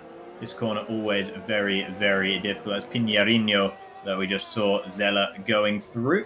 Now Pico de Pato, the Duck's Bill, in towards what is the final proper corner, which is Juncao. I've never been sure on my pronunciation of that one. Juncao, not exactly sure, but Zella masters it relatively well. Bit of a kick of oversteer on the exit, but nothing that will have harmed him too much as Stahulet sets the opening lap time. Perigny goes a tenth slower. DiCapua to the top. Where will Zella fit in? He is going to go fourth of the 4 drivers who have set lap times so far. Daniela Haddad moves into fourth, moving Zella down into fifth. Yeah, meanwhile, there goes Danny Berezne, only 100th of a second behind Alessio Di Capua, and there goes Caraton into provisional pole position, only to be beaten by Danny Moreno by 0.2 of a second. What a fantastic lap this early on by Danny Moreno. And this is what we saw from him in Italy as well. At the beginning, on the first lap in Italy, he was on it straight away, and he's done the exact same thing, gapping the field by a significant margin at the very start of qualifying here in Brazil as well. Impressive stuff from Moreno, who's looking to make it 3 podiums in as many races. He's been very, very impressive here today. Quickly, just addressing a couple of questions there in chat. Rest of the world did unfortunately drop out. They will no longer be participating in the Nations Cup for the last 2 races. And taking their place in the McLaren, we have the United Nations team with Zella and Bial, who are currently sitting 10th and 11th in this qualifying session. Meanwhile, we're looking at Patrick Kruti here, who is coming through Junksao, and this track in qualifying has a very specific challenge to the drivers, and it is, he goes back into the pit lane actually, but that challenge for the drivers is a very interesting one, because you have such a long run from Junksao to the line. The drivers use around 30% of their ERS just on that run. So they start the lap with about 70%, and then they usually end the lap with around 20%. So it goes down really, really far on the ERS. And what that does is if you abort the lap early, you have an opportunity of running a second one. If you decide to abort the lap late, there is no coming back, and you're going to have to go back into the pit lane. You can't string together 2 fast laps back to back because of that ERS issue. Absolutely, yeah. So that's something the drivers are going to have to be contending with out here on the circuit. And speaking of on the circuit, there's only one driver who is indeed on the circuit, and that is Andrei Tarabukin, who is going to commit to setting this lap time. He has almost nothing left, as that was his 2nd lap in a row, but he does manage a respectable time there of a 1:06.436, just behind Simon Perigny there in 7th, and just ahead of Goetze in 9th. I was worried for a second that he was going to pull into the pit lane as well. We would have no one to show. But now we have some more drivers coming out the pits as well. De Capua in 3rd and Sahulets in 5th as well. And Zella in 11th. They're all coming out right now. I think De Capua is the first one of those 3. Indeed, he is. Berezne, Haddad, Silimanoglu, Kruti all coming out as well. More drivers at exactly the 12-minute mark here, heading out for their 2nd attempt, which really goes to show, I mean, they started their 1st attempt at the 18-minute mark. That's when qualifying starts. The 2nd attempt at the 12-minute mark. It's going to be interesting to see how they shape up with the final couple of minutes here. They don't want to go out at the 6-minute mark. That's a bit early. So maybe they're going to try to get in 3 runs over the course of these 12 minutes. That certainly seems possible, considering how short the lap is. There is an opportunity there for the drivers as De Capua now through the center S. He is looking good there. Gets onto the power early with yellow flag sector 2. I think that's just for a driver letting another by. De Capua never went into hot lap mode. He left Juncal and he just stayed in 0 ERS. So he's doing... I think I can only assume that he wasn't happy with his exit out of Juncal, and that's why he didn't go for that lap. Either that, or he's just decided to do a second warm-up lap on this set of tyres. Either way, it's an odd decision from Alessio, and I wonder exactly what's going on for him there. Piotr Stachulets is on a real flying lap though, so let's see what the pole is able to do as he is heading through Bico de Pato now towards the end of Sector 2, and that looked alright through Bico de Pato. And now down towards Juncao, the braking zone here. He's up by about a 10th on his previous best time. As things stand, that won't actually be enough to find him any position. So hopefully for him, he's nailed Juncao. He's not exactly getting a slipstream from the car ahead either here. So he's not going to find much in the final sector. And indeed, he cannot overturn Berezne for P4. Stachulets improves, but stays 5th. Yeah, but how close it is. I mean, he is 16 milliseconds behind DiCaprio in P3. And even further, if we looked at P2, he's just about half a 10th behind Karaton. So he's getting that. Svetkov, meanwhile, goes up to P6 in the AlphaTauri for the Russian team here. Very good lap from him once again. And Svetkov, I think, one of the drivers that you may not have heard of a lot, but I think he's showing how good and how quick he is on this game and how skilled of a driver he is. So maybe a name that we're gonna have to look out for in the near but also the long-term future, as there goes Alvaro Caraton, 200ths of a second ahead of Danny Moreno. It's a Spanish 1-2 right now. They're trying to repeat what the Italians did at their home race. They're trying to do it here at Brazil. Alessio Di Capua gets close to them, but not quite close enough, and Danny Moreno goes even faster as well to regain his grip on pole position and to reaffirm the front row for Team Spain. Here comes Danny Berezne now as Haddad moves up into 4th. Will Berezne move him down? Yes, he will, but he won't shuffle any other drivers any further down, as he can only manage P4 in the Alfa Romeo for Team Hungary. And it seems like we've got a 5-way shootout for pole position here. Maybe Piotr Stachulets can get involved in it as well. But at the moment, it's advantage for Team Spain. Yeah, I think if we were here in IndyCar, I think we would call it the Fast 5 or something. It needs to have a snazzy alliteration to it. I think Fast 5 fits it quite well. Although, it has to be said, all of these drivers are incredibly fast. So, it's just the snazzy IndyCar name, I think. But yeah, we have, I think, the next run of cars basically done now. Is there anyone else out on track? I think Yigit. Oh, Tarabukin as well. There we go. But Yigit comes out of the final quarter. Ooh, has to be careful with the Williams there. Tarabukin aborts his lap, so we have to continue watching Yigit here. And what's his first time going to be? Let's see. Where's he moving? Oh, is he in? Oh, no, there we go. Came in a bit late. P19. 1.8 seconds down on Moreno. That is a 1 minute 7.5, just about. I think, yeah, 1 minute 7.599, so just got in there. But, yeah, right now, Kruti, I think, is the name that really should surprise the most here with P28 seconds down. Of course, not a competitive lap for him, but he certainly does need to improve and get something on the board.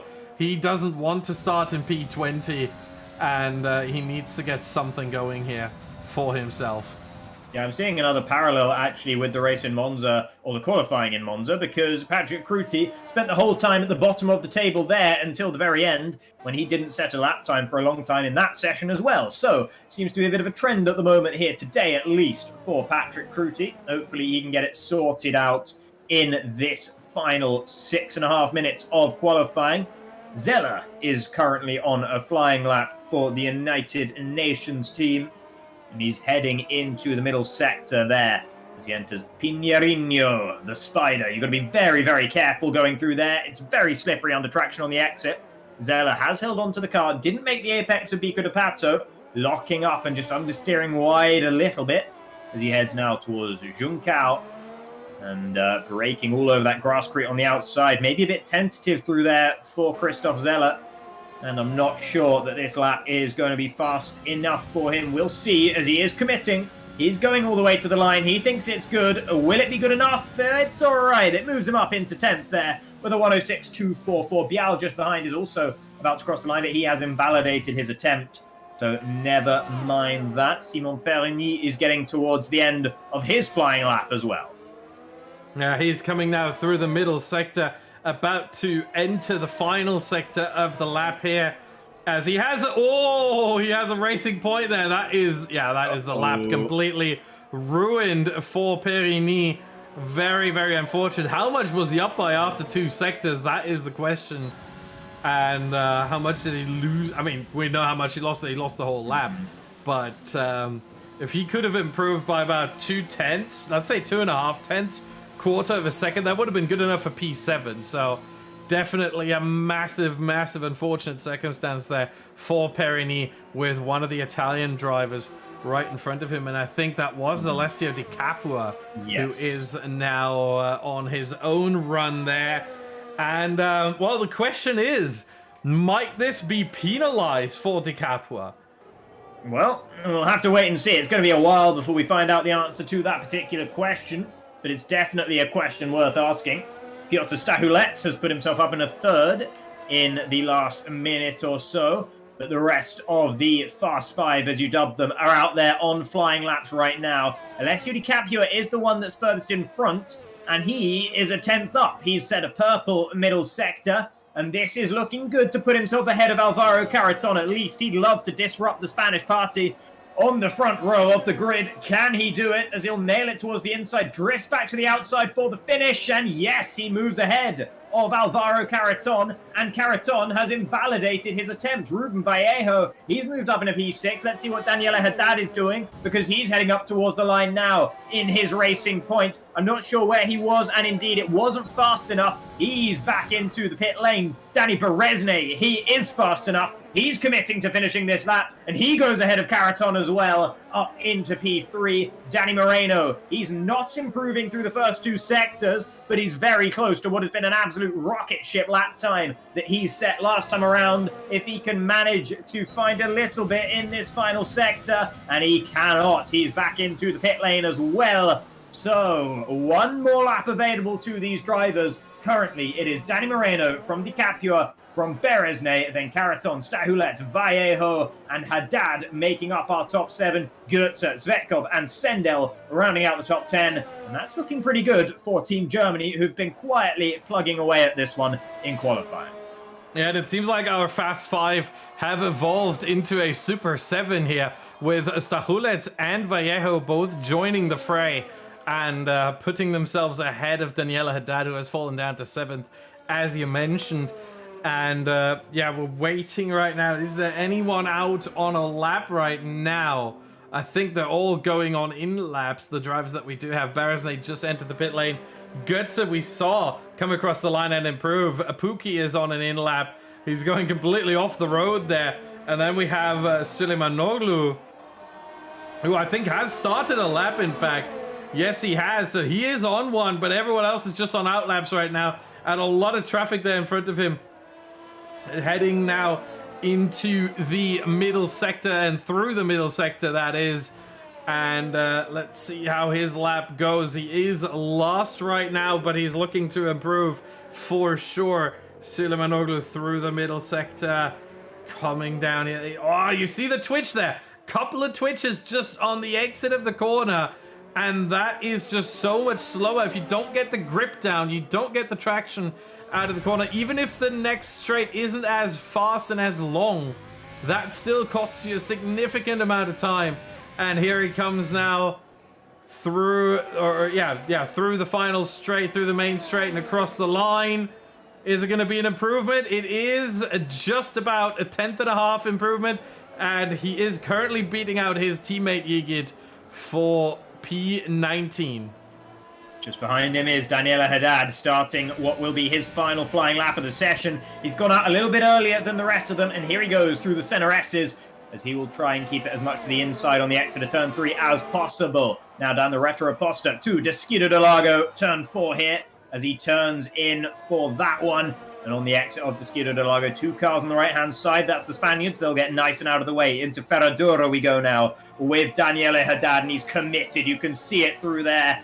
And in towards the proper infield section. Piñarino using a bit more of the curve on the inside than some other drivers have been comfortable with. Potentially, that will have unsettled the car a little bit, giving him something to work with. As now just one corner left to go for Daniela Haddad. He's a 10th up on his previous best. And if he nails Junkao, and that looked pretty good, then maybe, just maybe, he can find himself on the front couple of rows of the grid. I'm not sure he's doing enough on this lap, because the others will also still improve. But here he comes, and it's only P5 at the end for Daniela Haddad. And maybe that might get worse. There's an absolute traffic jam in the final sector right now as cars are flying through there. But let's see, Danny Berezne, who's just started a flying lap of his own. Yeah, he's heading through the CEST here and open the rear wing, of course, for the Retta Posta. And so far, so good. Let's look at the... Yeah, that looks good as well. Very stable, very just... You might almost say tame, but it's not even that. It's just very fast. You see how many cars are off the track there just to leave some space. Zella across the line, he's staying in 12th. In fact, he's moving down to 13th as Tarabukin moves up the order to P11, which is going to be a spot a lot of drivers want to find themselves in. Perini up to 9th. There goes Bial up to 12th. More and more cars coming in. And we look at Berezne now to the line. Long run to the line. What's it going to be? Usually the drivers have a really good idea at this point. We don't. What's it going to be? It's pretty good here for Danny Berezne. Oh, it's not enough. He's lost it in the final sector. His middle sector was electric, but he's lost it somehow in the final sector. Di Capua didn't improve by enough either. Caraton moves himself ahead of Berezne, but not ahead of the Italian. Moreno solidifies his grip at the top there. And with that, I think it's only Goetze who's yet to set his lap. He's coming up towards the line. Sendel behind him as well. The Germans, it's 8th for Goetze. And Sendel stays down in 15th. And with that, qualifying in Brazil comes to its conclusion with Danny Moreno on pole and Alessio Di Capua alongside. Yeah, and we have the two Spaniards lining up right behind each other. Moreno and Caraton, P1, P3, both on the good side of the grid. And that could help them into turn 1 against Di Capua. We might see a Spanish 1-2 coming out of the CEST at the start if they play their cards right. Maybe capitalize on a potential mistake by Di Capua if that happens. But this is going to be incredibly interesting. And look at how close it is. I mean, a quarter of a second separating the top 7. Half a second separating the top 17. Yeah, very, very close stuff indeed, of course. It's a very short circuit, which does mean the gaps tend to be pretty small. But yeah, everyone down to Pablo Joglar within that half-second margin, as you mentioned, and that is special. And to see Joglar down there in 17th as well, got to be a disappointment for him, coming crashing back down to earth after his victory in Japan. But nevertheless, you can't take that victory away from him no matter how hard you try. Yeah, I think he's just happy he won a race. He'll take that and maybe even, like, at least in his mind, frame it. I don't think he'll print it out and frame it, but at the very least, he'll frame it in his mind and say, I did good there. But yeah, that qualification did not go to his liking, I think, as Danny Moreno and Alessia Di Capua are on the front row with Avar Caraton, Danny Berezne, second row, Daniela Haddad and Piotr Stachulec on the third. And yeah, I mean, the F1 Esports Pro Series drivers all at the front. I think this is going to be a scintillating battle for 18 laps. Absolutely, and it's a track where the racing comes thick and fast. The drivers like to race each other around here. They feel they can race each other around here, and that is exactly what you want. And when you have a prospect like this, with that many just very, very quick drivers out there at the front, it's perfect recipe for a fantastic race. Yeah, certainly. And around a track that promotes overtaking like Brazil does, there is it would have been the perfect track for next week's event for the final round of the whole Nations Cup, but we get it a week early. And yeah, to me, it is still the end of season race, and I don't care that there's races in Abu Dhabi after it or in Jeddah. I don't care. This is the season finale, and it should be. As the drivers are lining up now, we get to see their tires. And what do we have here? Of course, the top 10 on the softs. Everyone else on the mediums. And that is a surprise to absolutely nobody, because the soft tires here obviously are going to be used for the top 10. The medium tires are the tire to go to. Once again for Brazil, just like we had it around Japan, around Suzuka, we are running the hardest 3 compounds, C1, C2, and C3, respectively, which means the gaps between all 3 tires are exactly the same. So we're talking just under half a second between fresh softs and fresh mediums, and the same between fresh mediums and fresh hards, just under half a second. And then, of course, we add that up, just under a second between fresh softs and fresh hards. But I don't think we will see the hards in a 25% race, considering that the softs themselves already last 16 laps of the 18. So the drivers could really go long. They will not, but they could technically. And I'm very interested to see how the alternative strategy plays out between the top 10 and those outside of the top 10. Because there might be some opportunities there for the likes of Puki, Tsvetkov, Bial, etc. to gain themselves a couple of positions later on in the race. As now the drivers are about to line up on the grid for the final time here today in round 5 of the ORL FuturEsports and Next Level Racing Nations Cup by Mobiuz Gaming. And why don't you guys in chat let us know who you are rooting for in this one, who you want to take the victory here in Brazil at Interlagos, as the drivers are now all in position on the grid. It's Danny Moreno will be starting from pole, and Alessio Di Capua just alongside him, as the lights are once again all lit up, and we are underway quickly here in Brazil. And Danny Moreno gets a very, very clean start indeed off the line. Alessio switches to the outside line to try and find a way past, but he cannot do so, and he has to settle down in second. Caraton still there in third, with Beresne just behind in fourth. And then you have the second racing point of Daniela Haddad, then Piotr Stahulet and Vallejo, and they've all pretty much held position off the start. Yeah, only 4 drivers are in different positions, now a bit more, as we see Sendel falling down the order into 19th. He was hung out to dry, it seems, there through turns 4 and 5, but Danny Moreno keeps the lead, and in the top 12, no one has switched position just yet. Been a good start for Team Turkey. Yigit and Suleimanoglu are both up significant amounts of positions. They're in 15th and 16th right now, having started, I believe, 18th and 20th. So positive start to the race for them in the Haas. They just need a couple more positions before they can look to guarantee themselves some points. Yigit in position to score 1 point as things stand, but there's plenty of the race left to go, of course. No one on the medium tyres has been able to crack into the top 10 just yet, but that's not necessarily a surprise, as Danny Moreno leads them round on the opening lap of the race. Yeah, meanwhile, it is lap 3 of lap 2, of course, not lap 3. Now the graphics got me. Lap 2, of course. Do not get fooled like I just did by the graphics there, and we should have everything sorting itself out rather shortly. Yep, the gaps still don't work, so we're gonna have to wait for those a little bit longer. As yeah, I would expect the drivers to pit rather early. The ones on the softs for sure, I would expect them to pit around lap 4, lap 5 maybe. The ones on the mediums, pretty much the same, maybe a little bit longer into the race, around like lap 6, lap 7, to get themselves a good opportunity on those soft tires later on.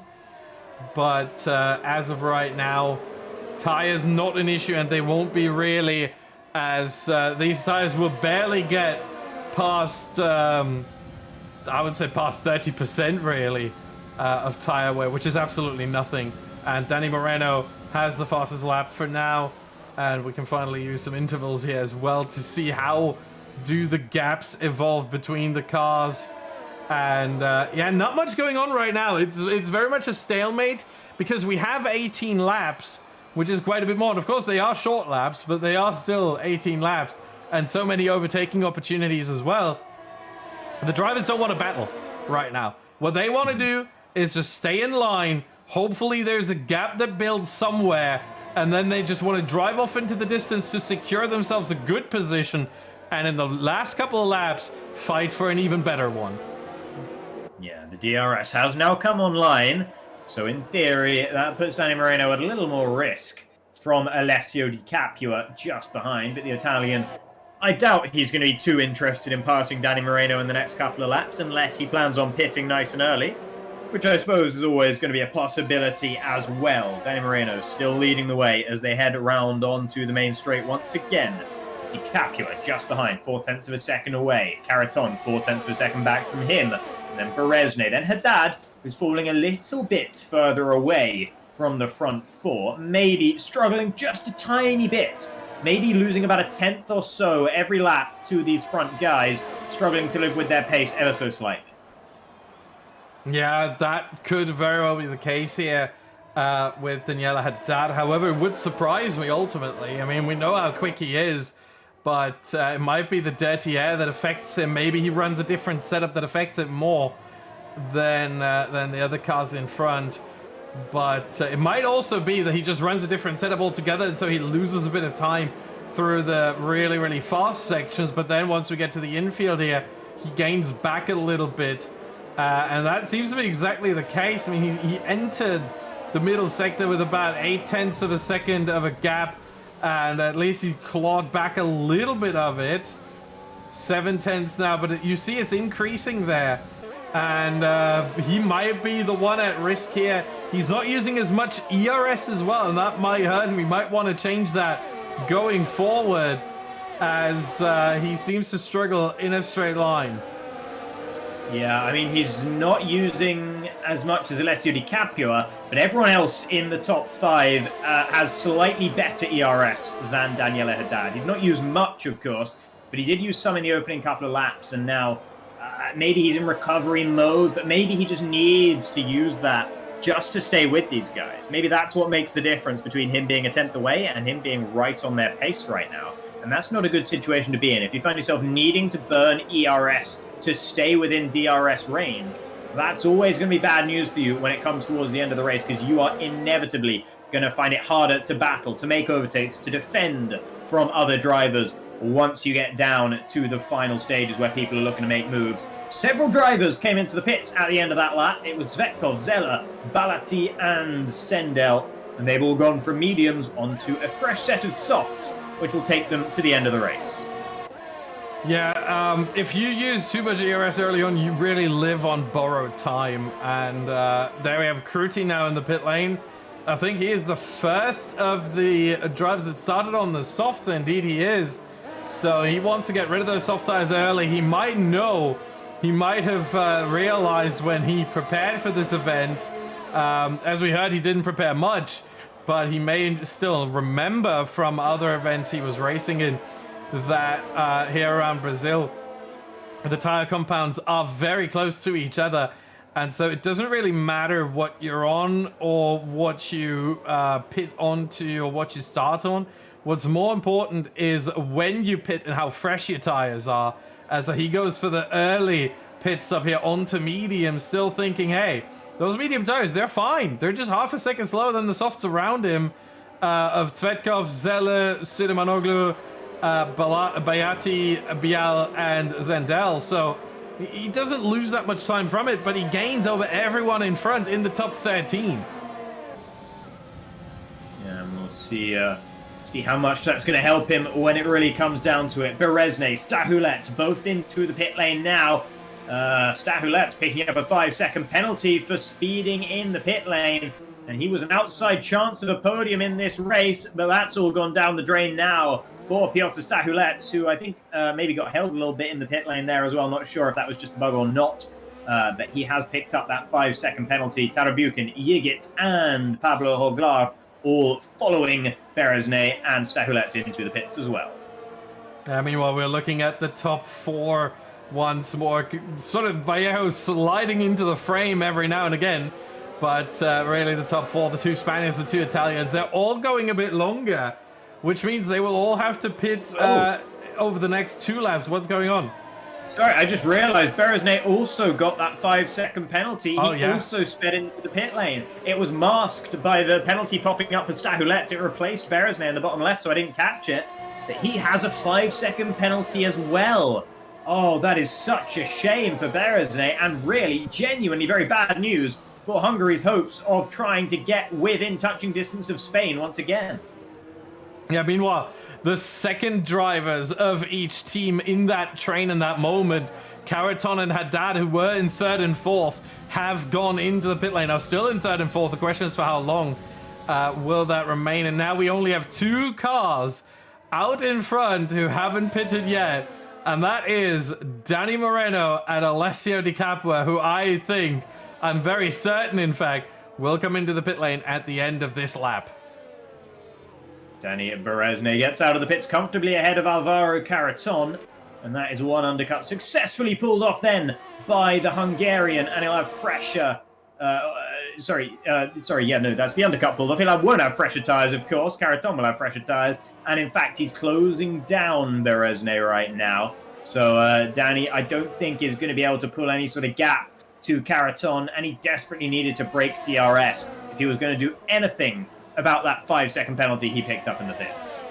Oh, and both Moreno and Di Capua staying out for another lap. I'm very surprised. And here goes Di Capua with the move on Moreno. It gets him into turn 1.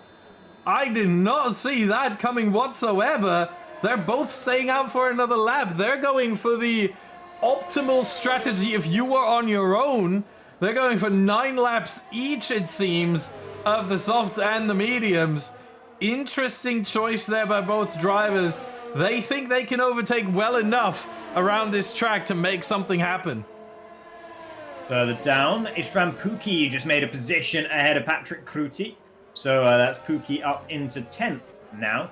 And he is inside the top 10 for the first time. He'll be closing down Svetkov just ahead of him as well, with fresher soft tyres compared to the Russian, who is running in 9th for the time being. Then you got the likes of Goetze and Vallejo further up the road, but neither of them are part of a DRS train right now. So if the soft tyre runners behind can catch up to the guys on the mediums, they might well be sitting ducks on the main straight. And speaking of which, Berezne might find himself in that position because neither of the leaders pitted. He does not have DRS, and Karaton is right up behind his gearbox right now, so he might be in trouble. Alessio Di Capua did pit then from the race lead. Danny Moreno stays out for yet another lap, and here comes Alvaro Karaton on Danny Berezne. Berezne pretty much ceding the racing line to him there, letting him straight on through, knowing that there was no chance of battling with the Spaniard, who takes the fastest lap the moment he crosses the line, the moment he gets past Berezne. And that's going to feel very good for Alvaro Karaton, who's now up in a second. Alessio Di Capua coming out of the pit lane, has lost out to both of them. He finds himself down into 4th. Yeah, meanwhile, we see from the rear wing of Di Capua, Haddad going past Stahulet, so the Italians at least back up to P4 and P5. But the Spaniards really running the show tonight. They took the lead of the championship in Monza. They've solidified it in Japan. And now here in Brazil, they're running 1-2 as things stand. But of course, Danny Moreno will still have to pit. And you lose around 18.5 seconds in the pit lane. Sort of mostly depending on your pit exit, as Moreno is now in the pits for his stop. And of course, on your pit entry as well. Where exactly you brake if you make sure that you don't get a 5-second penalty. Like Berezne and Stahulets did. Here he is, Moreno. That means Karaton will take the lead of this race. Berezne will take second. I'm not sure if Di Capua and Haddad will take 3rd and 4th. This is where Danny Moreno might be spat out back on track. In fact, well, we can't see him, but there he is. And yeah, he's right behind Berezne, but ahead of both Italians. Yeah, and that's really big news for Moreno because, of course, he was behind Di Capua when the Italian came into the pit lane. So that's a monster attempt there, a monster in-lap from Danny Moreno to maintain his grip on 3rd position. And now he has a better battery charge percentage than Danny Berezne. Not only that, he has his teammate Alvaro Karaton just ahead of Berezne. So the Spanish can look to try and pull some kind of trickery on the Hungarian here and try and guarantee themselves a 1-2 finish. And that would be the cherry on top of what has been a fantastic day for Team Spain driving those Williams cars. They have been impeccable today, and all they need is a race win. At the moment, Alvaro Karaton is in prime position to claim that form. Yeah, and Danny Moreno doesn't even have to do anything. Danny Berezne has a 5-second penalty that will also not be removed, but here goes Moreno on Berezne. As I say that, if we can finally see that, there we go, from the outside. Moreno round the outside of turn 2 of Danny Berezne, and he gets the move done, so it is Moreno now up into second. He didn't have to do anything, he still did it, and got himself the position, so not only is it a 1-2 after penalties, right now it is a 1-2 on track as well. Fantastic stuff from Danny Moreno, and I've been so impressed with Danny Moreno over the course of the Nations Cup. I have to say, he has been, for me, the standout performer of the tournament so far. And looking forward to the F1 Esports Pro Championship in the upcoming year, in F1 2021, provided Danny Moreno can keep the performance on the new game. He's got to be one of the favorites for the overall championship in that thing. Jan Otmir is going to have to be looking over his shoulder, worrying about the Spaniard, and they will, of course, be teammates in Mercedes, so isn't that an attractive prospect? But thinking back to the race we have in front of us right now, here comes Alessio Di Capua, looking to make the misery set in even more for Danny Berezne right now, and indeed, he does so before the braking zone. Di Capua up into third. That was critical for him that he got past Berezne, because now he's still within range of the Spanish, but he only has 8% in his battery, and he's just not going to be able to fight Moreno and Caraton with that. Yeah, if you're running that low on battery charge, you're really just a sitting duck for everyone behind you. And we saw it in Monza, and I think the same is true, even though to a slightly lesser extent, it's still true here. That if you run low on ERS, once you get to the main straight, or the Reta Aposta, you're just going to be nowhere. Bial has lost it through to Skidoo de Lago. He is now down in 20th for the United Nations team. It's not been such a great performance from them as it was in Japan. Zeller in the points, in 14th, on track for 2 points in this race.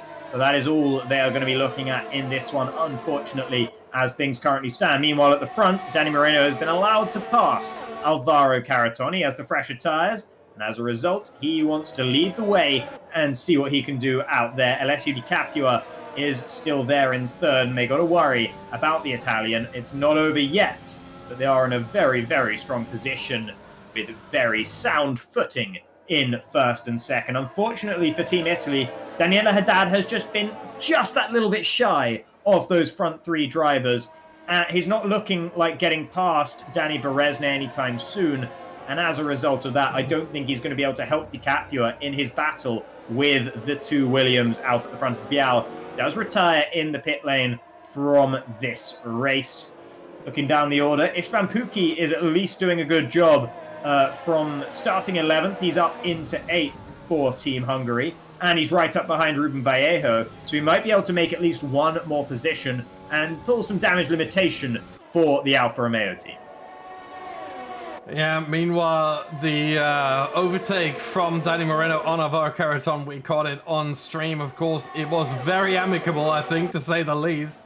So, really a case of a bit of teamwork there. And it seems like Alvaro Caraton doesn't get close enough to challenge Moreno either.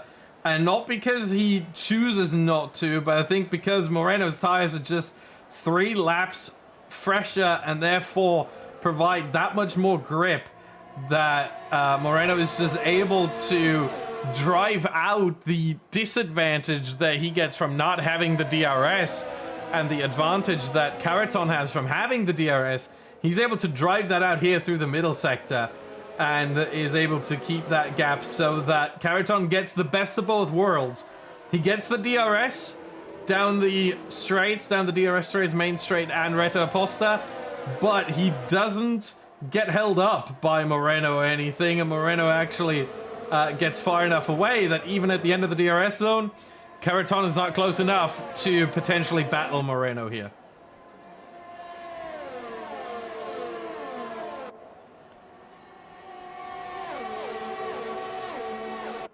And it seems like Jacob is not audible right now. I don't know what's going on there, but we'll just continue then. As Tarabukin and Perini here, P12 and P13, are battling hard over that position. And Tarabukin goes off the track there. And I think he might actually have to let by. No, he doesn't have to let him by. Maybe he does. He goes defensive here. Ooh, he does let him by, but he didn't want to, I think. He overtook him off track, and the game told him to let him back by. He was not happy with it, but he had to. And he wanted to sort of cheese the position. Let him by for a split second, then immediately re-overtake him. Did not work out for Tarabukin. They're very, very unfortunate indeed. Yeah, unfortunate for Tarabukin, but he can have another go at Simon Perigny over the battle for P12 at the moment between these two drivers. Perigny started inside the top 10, but since then he's faded a little bit on the main strategy. The contra-strategists, some of them at least, Svetkov and Puki, have both been able to move themselves up ahead of him. So, yeah, not been the most fantastic race, but a 12th place finish for the new look Team France won't be too unhappy for them, as Istvan Puki now has just dispatched Ruben Vallejo in towards turn 1, and Tarabukin has been able to make that move on Simon Perigny. I mean, Vallejo trying to come back at Puki here.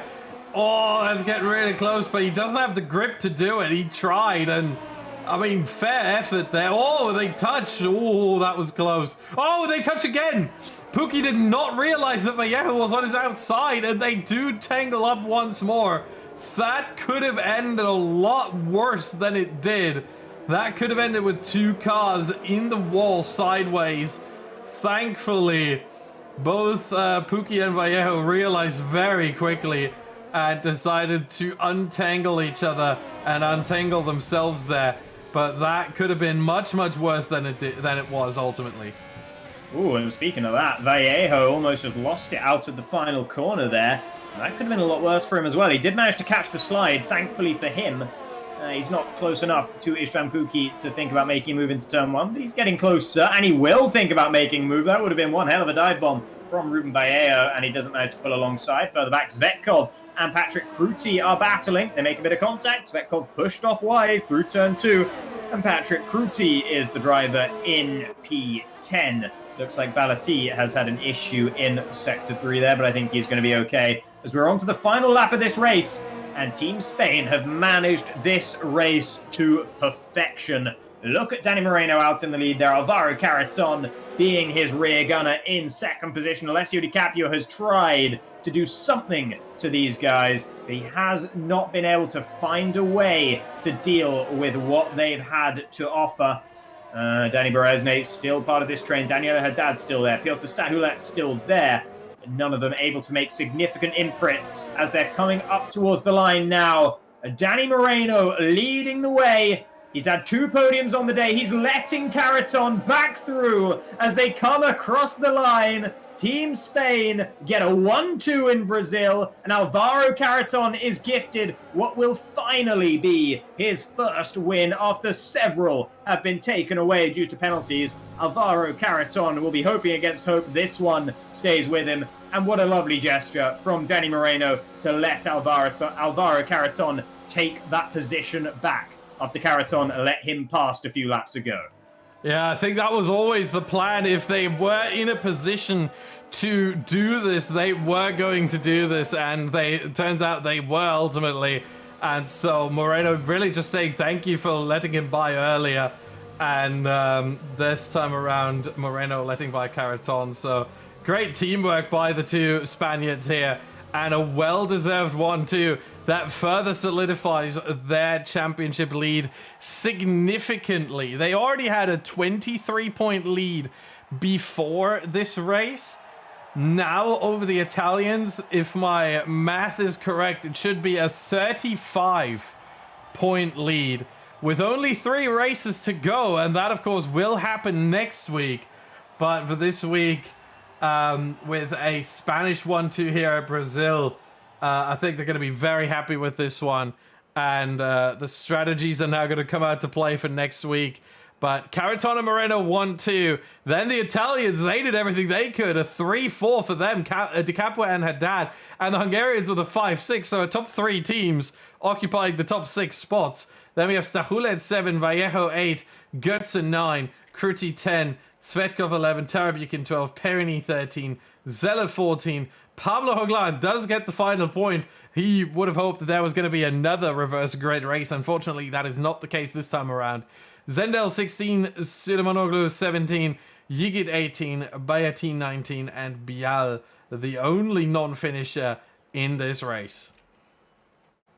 That is a fantastic result. I said it earlier, that is the cherry on top. The icing on the cake, on the cherry, on the cake for Team Spain after a fantastic day in the ORL, FuturEsports, and Next Level Racing Nations Cup by Mobiuz Gaming. Team Spain have just been absolutely on fire today, and they have extended their margin at the top by a considerable amount. We'll find out by exactly how much in just a few moments.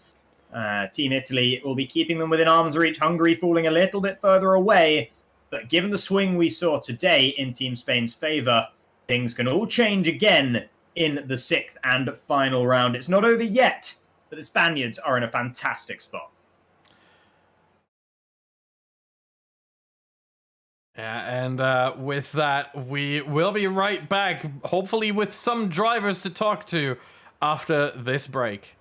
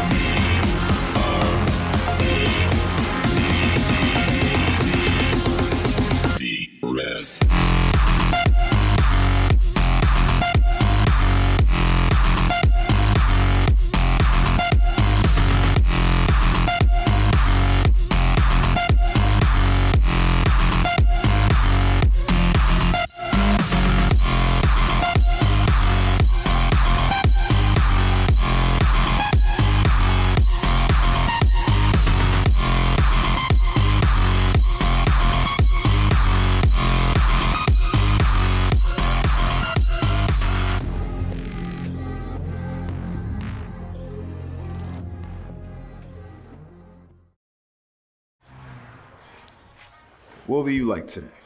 Another Cloud 2 Classic?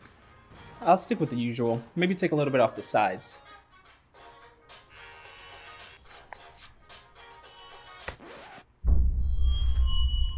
Oh, that's fresh. The HyperX Cloud 2 Wireless. Legendary comfort goes wireless. Hey, watch it!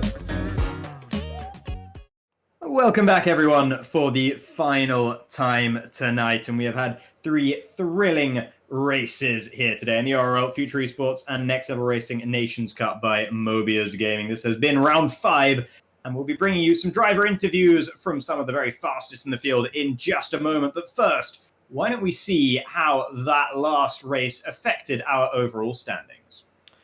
Yes, indeed, and there are the standings, at least the provisional standings after Event 5. It is Spain, of course, with that 1-2 solidifying their lead. 271 points for them. Then it gets really, really close there between Italy and Hungary. The Italians have pulled away a little bit, but it's only 9 points between them. 237 for Italy, 228 for Hungary. Poland sitting in 4th at 164. Team Europe, 111. France, 78. Turkey 41. United Nations making a big impression, as did Russia in their first events. 38 points for the United Nations team, 30 for Russia. And then Germany, pains me a little bit to say, down in last with 10 points. Indeed. I'm so sorry. Hopefully, for your sake, Germany will pick up the points a little bit in the next rounds. But now, let's talk to some of the drivers. And first, I think we'll be speaking to the two drivers from Team Spain who have done such a fantastic job today to see Team Spain so clear at the top of the order. First of all, let's speak to our race winner in our third and final race of the day in Brazil, Alvaro Caraton. Hello, Alvaro. Hello, good night. Hello, hi. So, let's talk about that race, first of all, back in Brazil, fresh off the memory. And of course, you didn't necessarily start the race where you wanted to. Did you feel there was a bit more that you could have had in qualifying? Yeah, I had more because I made quite a big mistake in the last corner in my last lap, so I missed the P2. But yeah, still P3. Yeah, I think I undercut Alessio. And then the strategy was perfect. So 1-2 for the team, which is what we need. Indeed. And we saw you guys being able to orchestrate your lovely 1-2 finish as well. And was that always the plan after you let Danny through for him to let you back through to take the win in that? Yeah, the plan was that I undercut Alessio. Careful with Beresney as well, but he got 5 seconds penalty. And which I don't know if he will get removed. I don't know.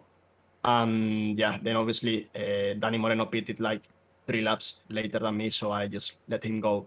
And he did a classy move to let me win the race because yeah, I think I've been a bit unlucky in this championship getting 3 wins away from the steward, but yeah, happy finally.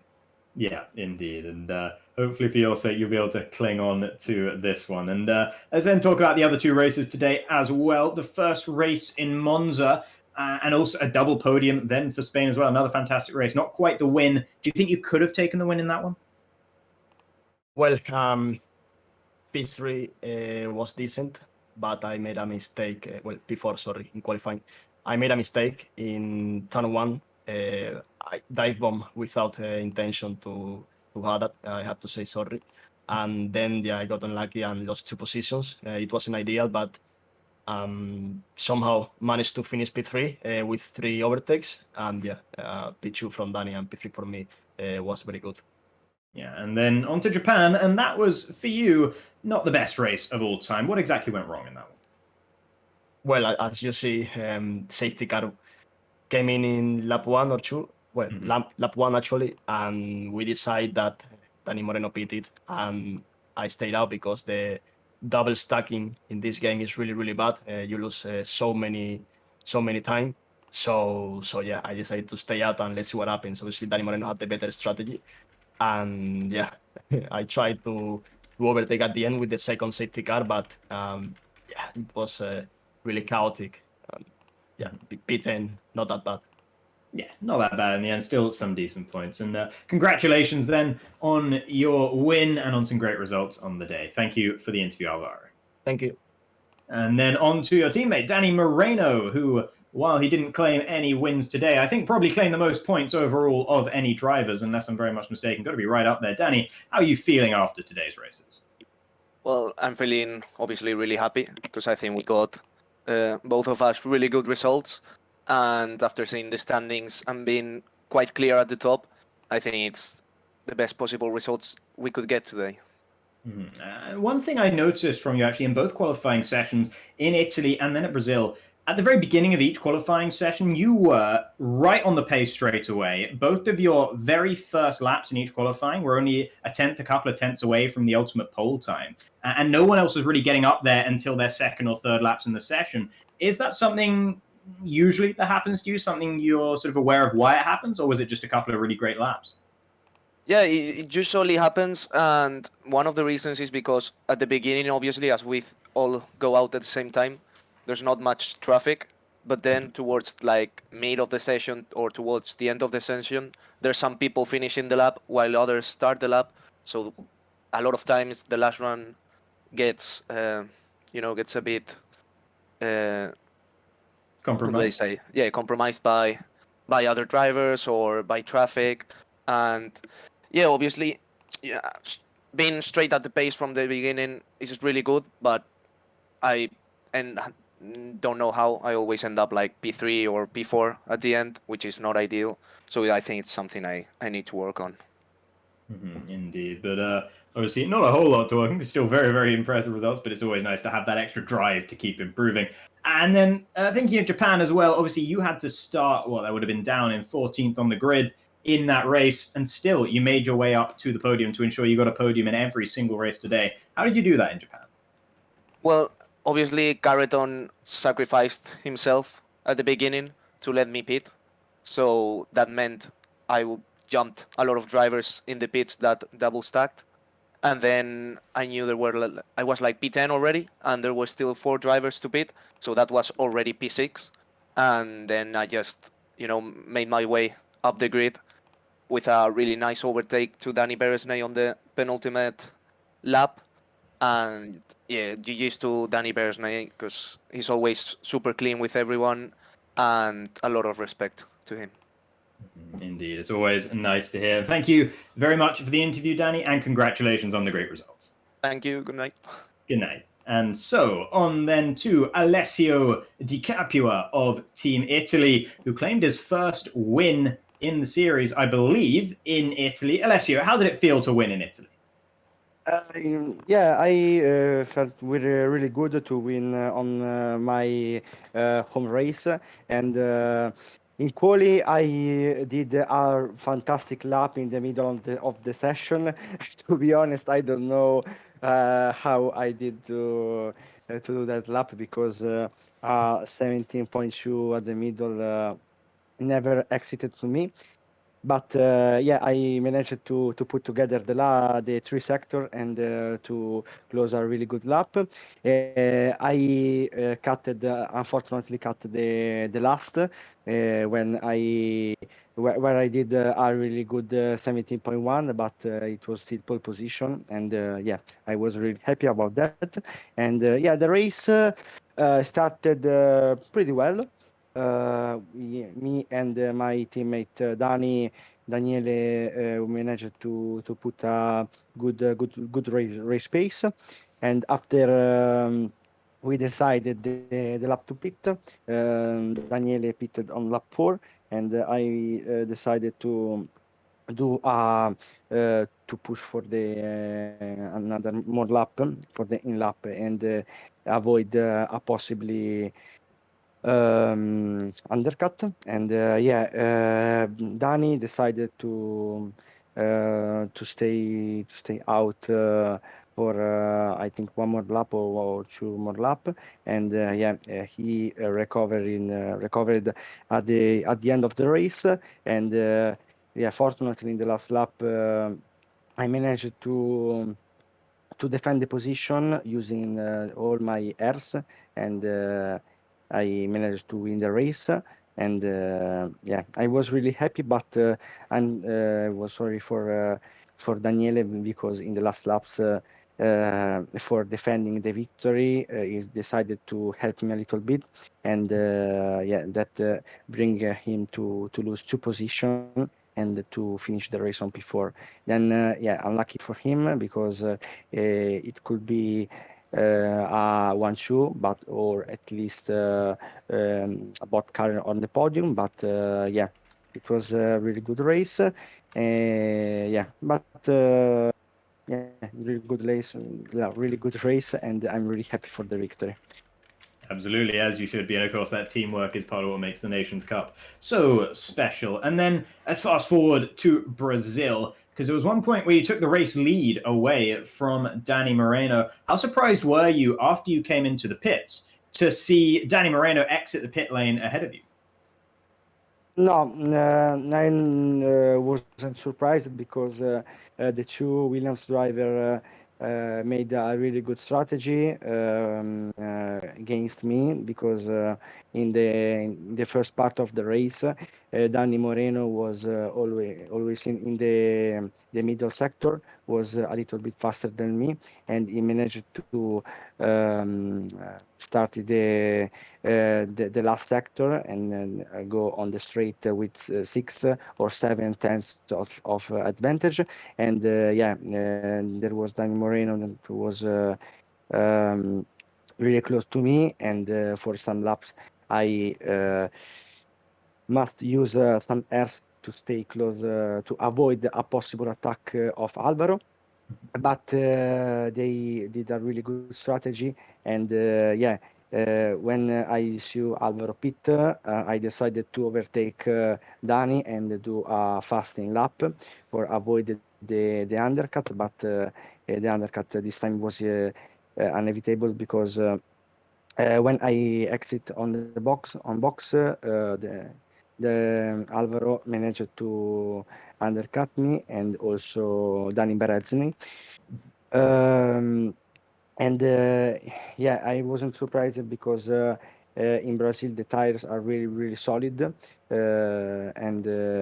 managed to overcut me, and then of course there was Dani Berezni with the 5-second penalty, and he overtook him, and then Alvaro let him pass, and I managed to overtake Dani, but we against them there wasn't any possibility anymore to try a last attack because they managed to do a really good strategy with Dani that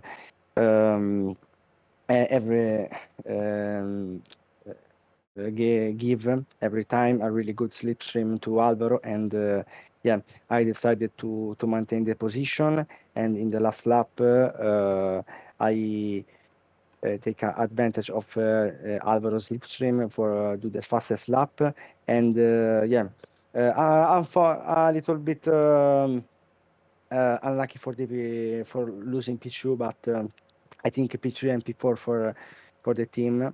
For the Italian team, it was anyway a really good result, and to increase the advantage of the Hungary that is third on the championship.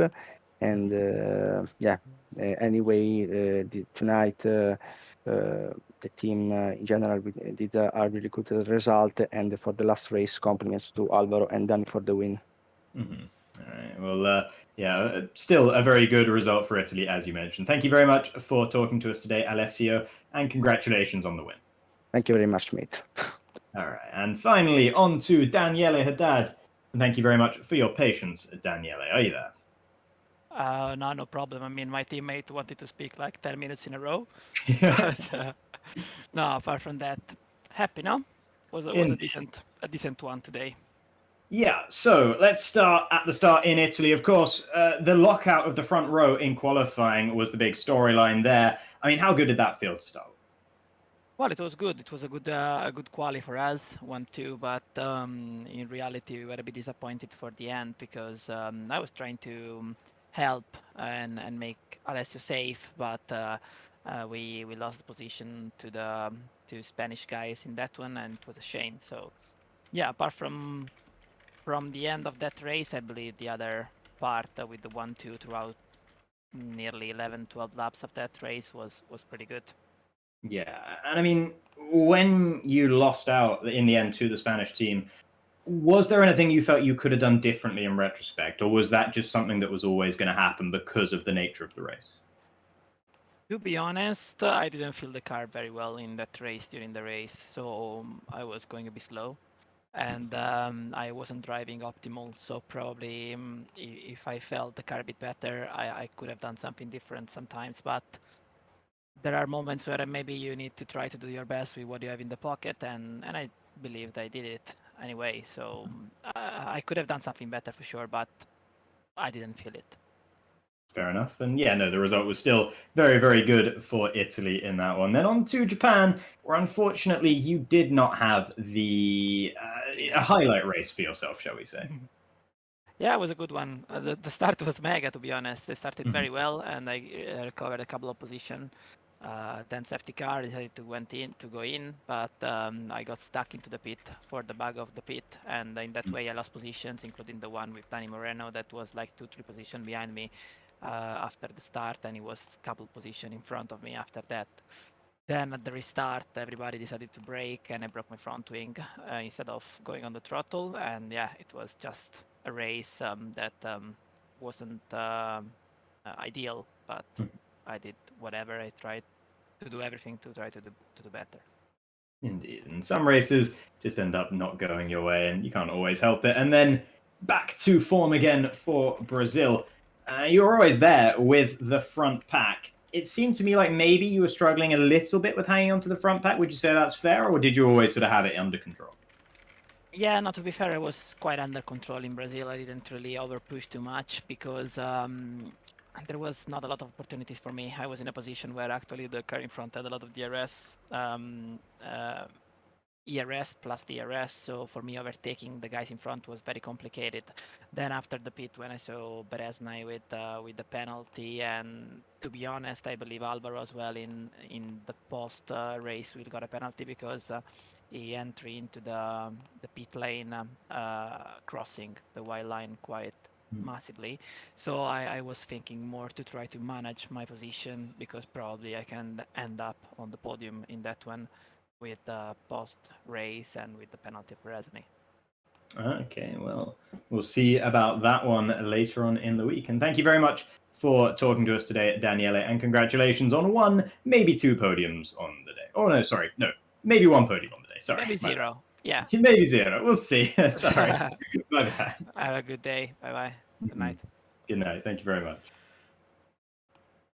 So, that leaves us just between ourselves once again, Austin, and that we have heard extensively from the drivers from both Spain and Italy. Yeah, indeed. And I think all that is left now is to look forward as to what is awaiting us next week, because we have 3 races still to come. June 6th, mark your calendars. 3 more races, the final event of the ORL FuturEsports Next Level Racing Nations Cup by Mobiuz Gaming. First, we will head to France for a 25% race in short qualifying, then to Spain, at which point the Spanish team could actually secure the title at the home race.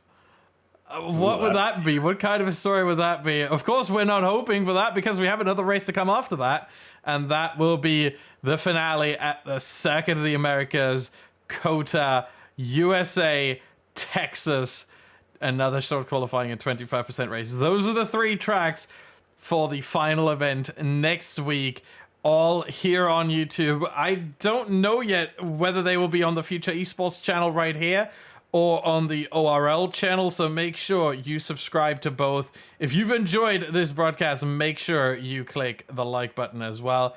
And I think with that, all we can say is thank you very much for watching, and until next week for the finale, goodbye.